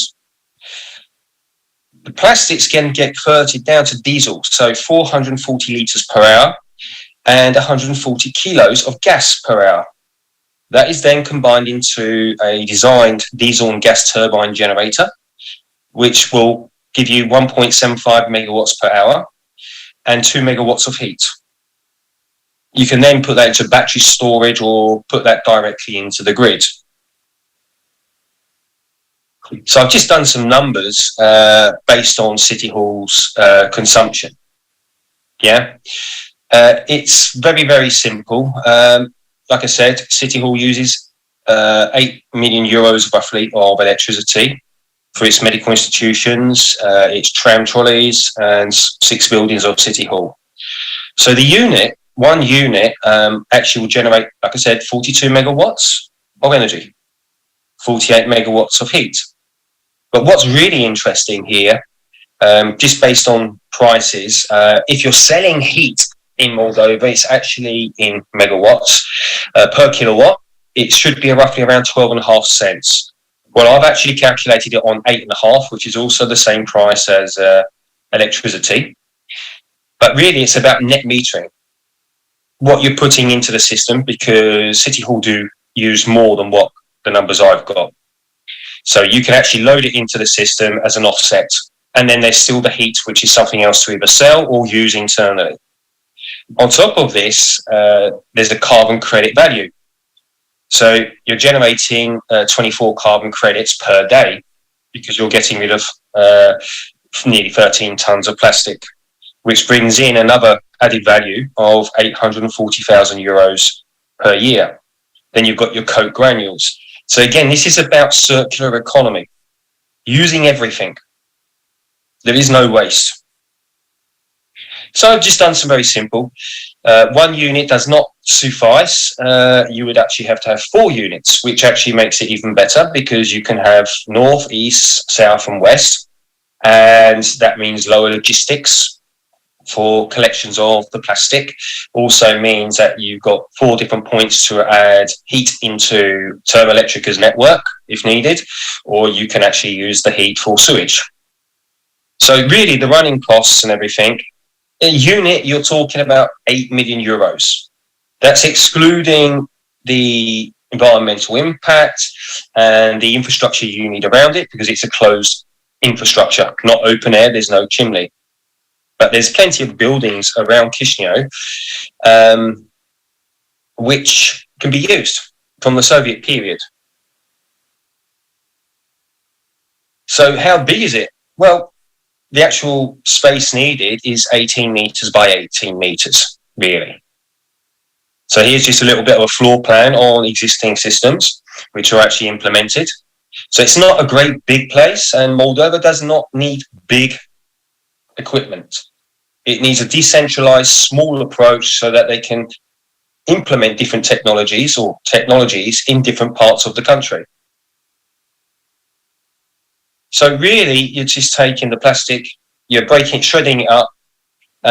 You've got a totally digitized control panel, and then really just converting out into gas and diesels, which, what is that? Is basically oil, which is the original part of plastic anyway. So you're just breaking it back to what it used to be. So plastics won't solve any real serious problem in the long term for Moldova within the energy element. So you've got to look at wind, solar, battery and hydro. And I don't mean hydrogen gas, I mean hydro, I mean water. So if you say Moldova uses around 950 megawatts, that's 22,800 megawatts per year.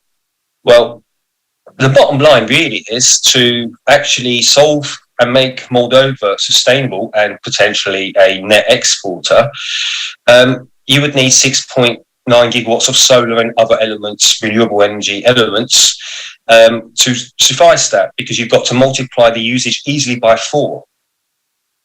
You can do as cell. You can have 1 gigawatt. That's great, but it's not going to solve Moldova's need because it's only going to cater for sometimes 250 megawatt, depending on the time of year. The storage is more interesting. Battery storage, it's very expensive. And at one point in the world, we're not going to have enough materials for it. But that's where hydro comes in. Moldova has plenty of hills, and you only need a 20-meter difference in the ground to make reservoirs. So these can actually be dotted across the country and combined with solar or wind turbines. Really, if you look at the projects across Europe, how much I've invested, those projects are large scale. So is it really attractive, Moldova? Yes, Moldova is very attractive for renewable energy.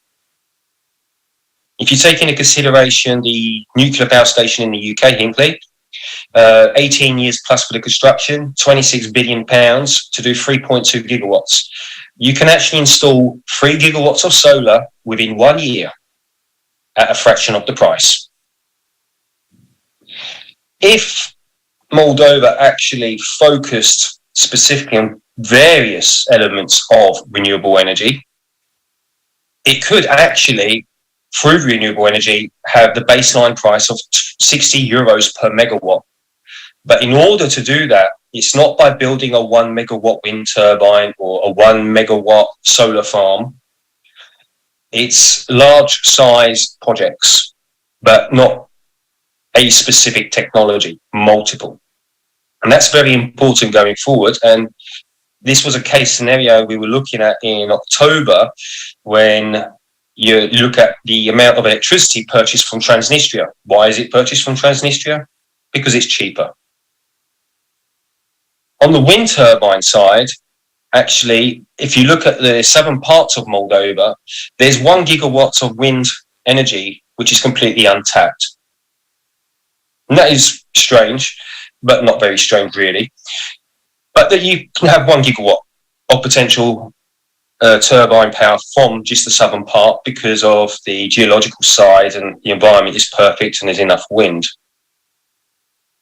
The other side to this is being circular again. You need to look at all waste. Organic waste in Moldova, well, the wineries and the fruit producers, they're generating over 100,000 tons of waste. One of the biggest problems the agricultural sector in Moldova's got is it costs too much for fertilizer. And because Moldova does not have enough animals, it cannot generate fertilizer. So there's not enough dairy cows and so on and so on. It's actually going down the dairy cow scenario. So you don't have the natural substances to generate fertilizer for the organic land. And agriculture is a growing market now in Moldova. So how do you do that? Well, cities, villages, they do generate food waste. These can actually be easily implemented. And one of the fastest way to do this is using heat to take out the moisture, to speed up the process, and also it helps reduce the methane outputs. Sewage, like I said, if you're generating heat, you can actually use that heat to actually dry sewage. The biggest problem is with sewage, and this is actually from the plants I've seen in Chișinău, is industrial waste is put into the sewage as well. So it's very, very difficult to take that sewage and convert it into fertilizer, because when you have human waste, you've got antibiotics and other things which are in there because it comes through your body and it goes into the stream. But when you add industrial waste, that's a different pollutant. It's higher risk and it's very, very difficult to remove.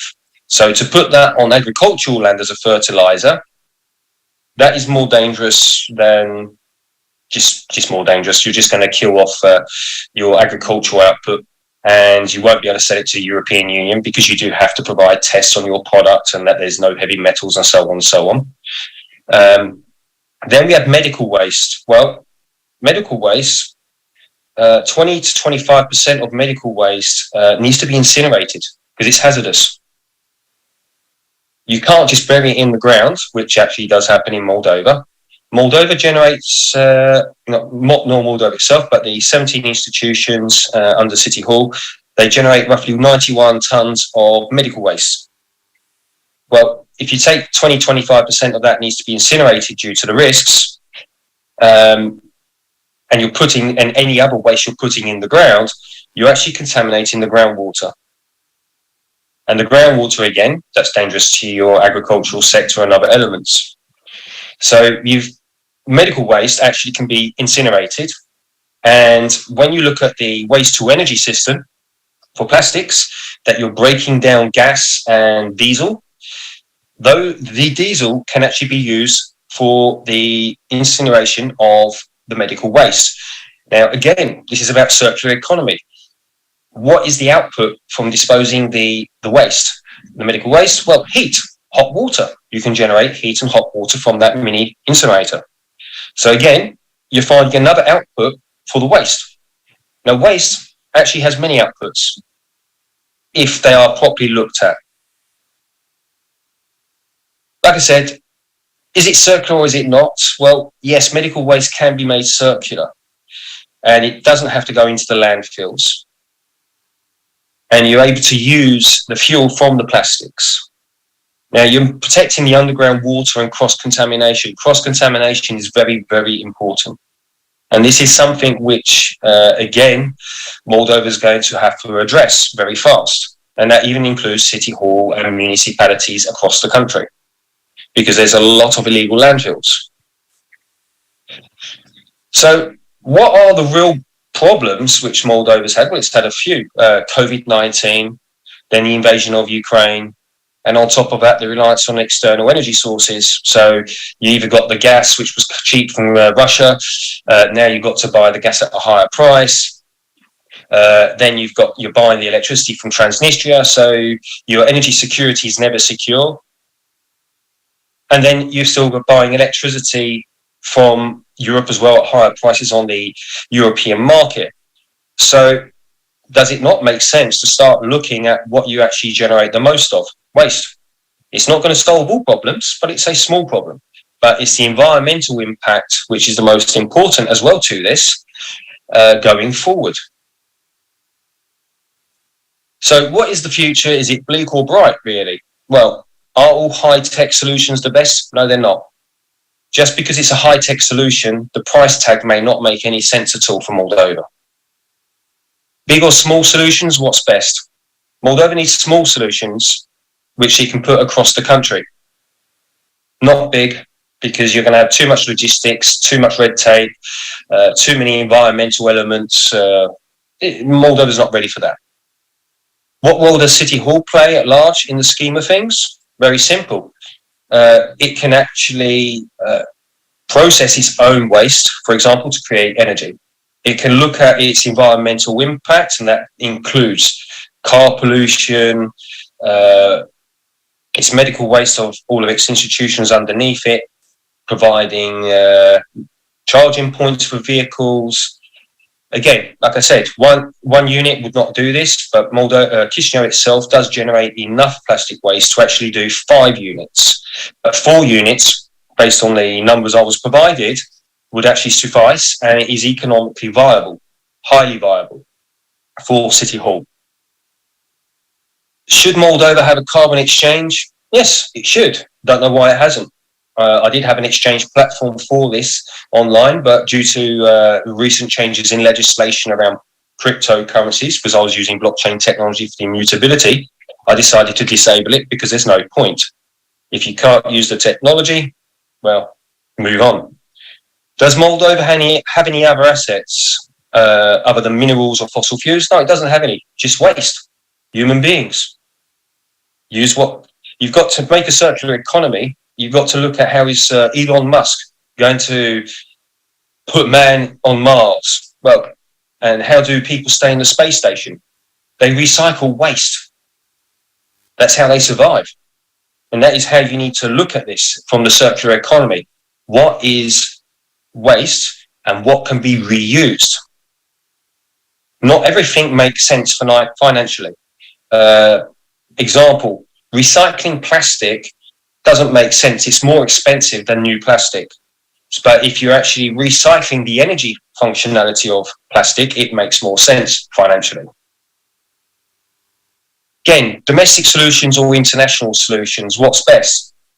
International ideas could be best, but you need to make a domestic solution. When you look at lower economies like Africa and Latin America, they actually don't use high-tech solutions. They come up with some very, very low-cost domestic solutions which work. And there's a reason why for that is because some of them rely on carbon credits or small donors. So they have to shift with a balance which is smaller. And when you take those small projects and you combine them, they're actually a very big project. The more smaller projects you can roll out, they all link together, as long as they focus themselves on a circular economy element. That is it for me. Lee, thank you. So back to you guys. Yeah, thank you very much, Lee, for those very specific solutions, options. Very, very interesting with detailed solution. Can you still hear me? Yeah. Yeah, okay. So I have one question. So your plastic units, so 4 of them would be sufficient to do the city. And I'm seeing that they're making 4 million income, positive income per year. And you mentioned, if I heard properly, that they're costing each unit 8 million. That means you basically pay back for the unit within 2 years? In some cases, depending on where the jurisdictions are on the price of energy, it can be 1.5 years. Wow. It also depends on the output of what you're going to use. So you could actually use electricity to create hydrogen. That's a different scenario because you need more higher tech. You could be selling the heat, or you could be using the heat internally. So that changes the payback period. Got you. All right. Well, thank you, Lee. The way I looked at it was instead of selling the electricity for 8.5 cents, City Hall simply does through like the net metering, offloading straight into the grid because it can actually offset this. Right. And that makes it even more interesting because the 8 million price tag, which the City Hall pays out every year, well, it's making that back anyway. So not only is the project financially sustainable within whether 36 or 24. Yeah, you could say 2.5, 3 years. 2 years. Let's say. It's also stopping Chișinău being dependent on Russian oil and gas. You're completely eliminating everything. It's self-efficient of City Hall itself, the functionalities. It's not making the whole of all the residents of City Hall sustainable, but it basically makes Chișinău 100% green from its own electricity consumption. That's pretty amazing, and that's just with 4 units at 8. And it's just plastic. Wow. Well, thank you, Lee. Thank you, everyone. If everybody's still there, we're gonna wrap this up and wish. Is there any? Do we have a Q&A from anybody? Sure. Hold on. Any questions?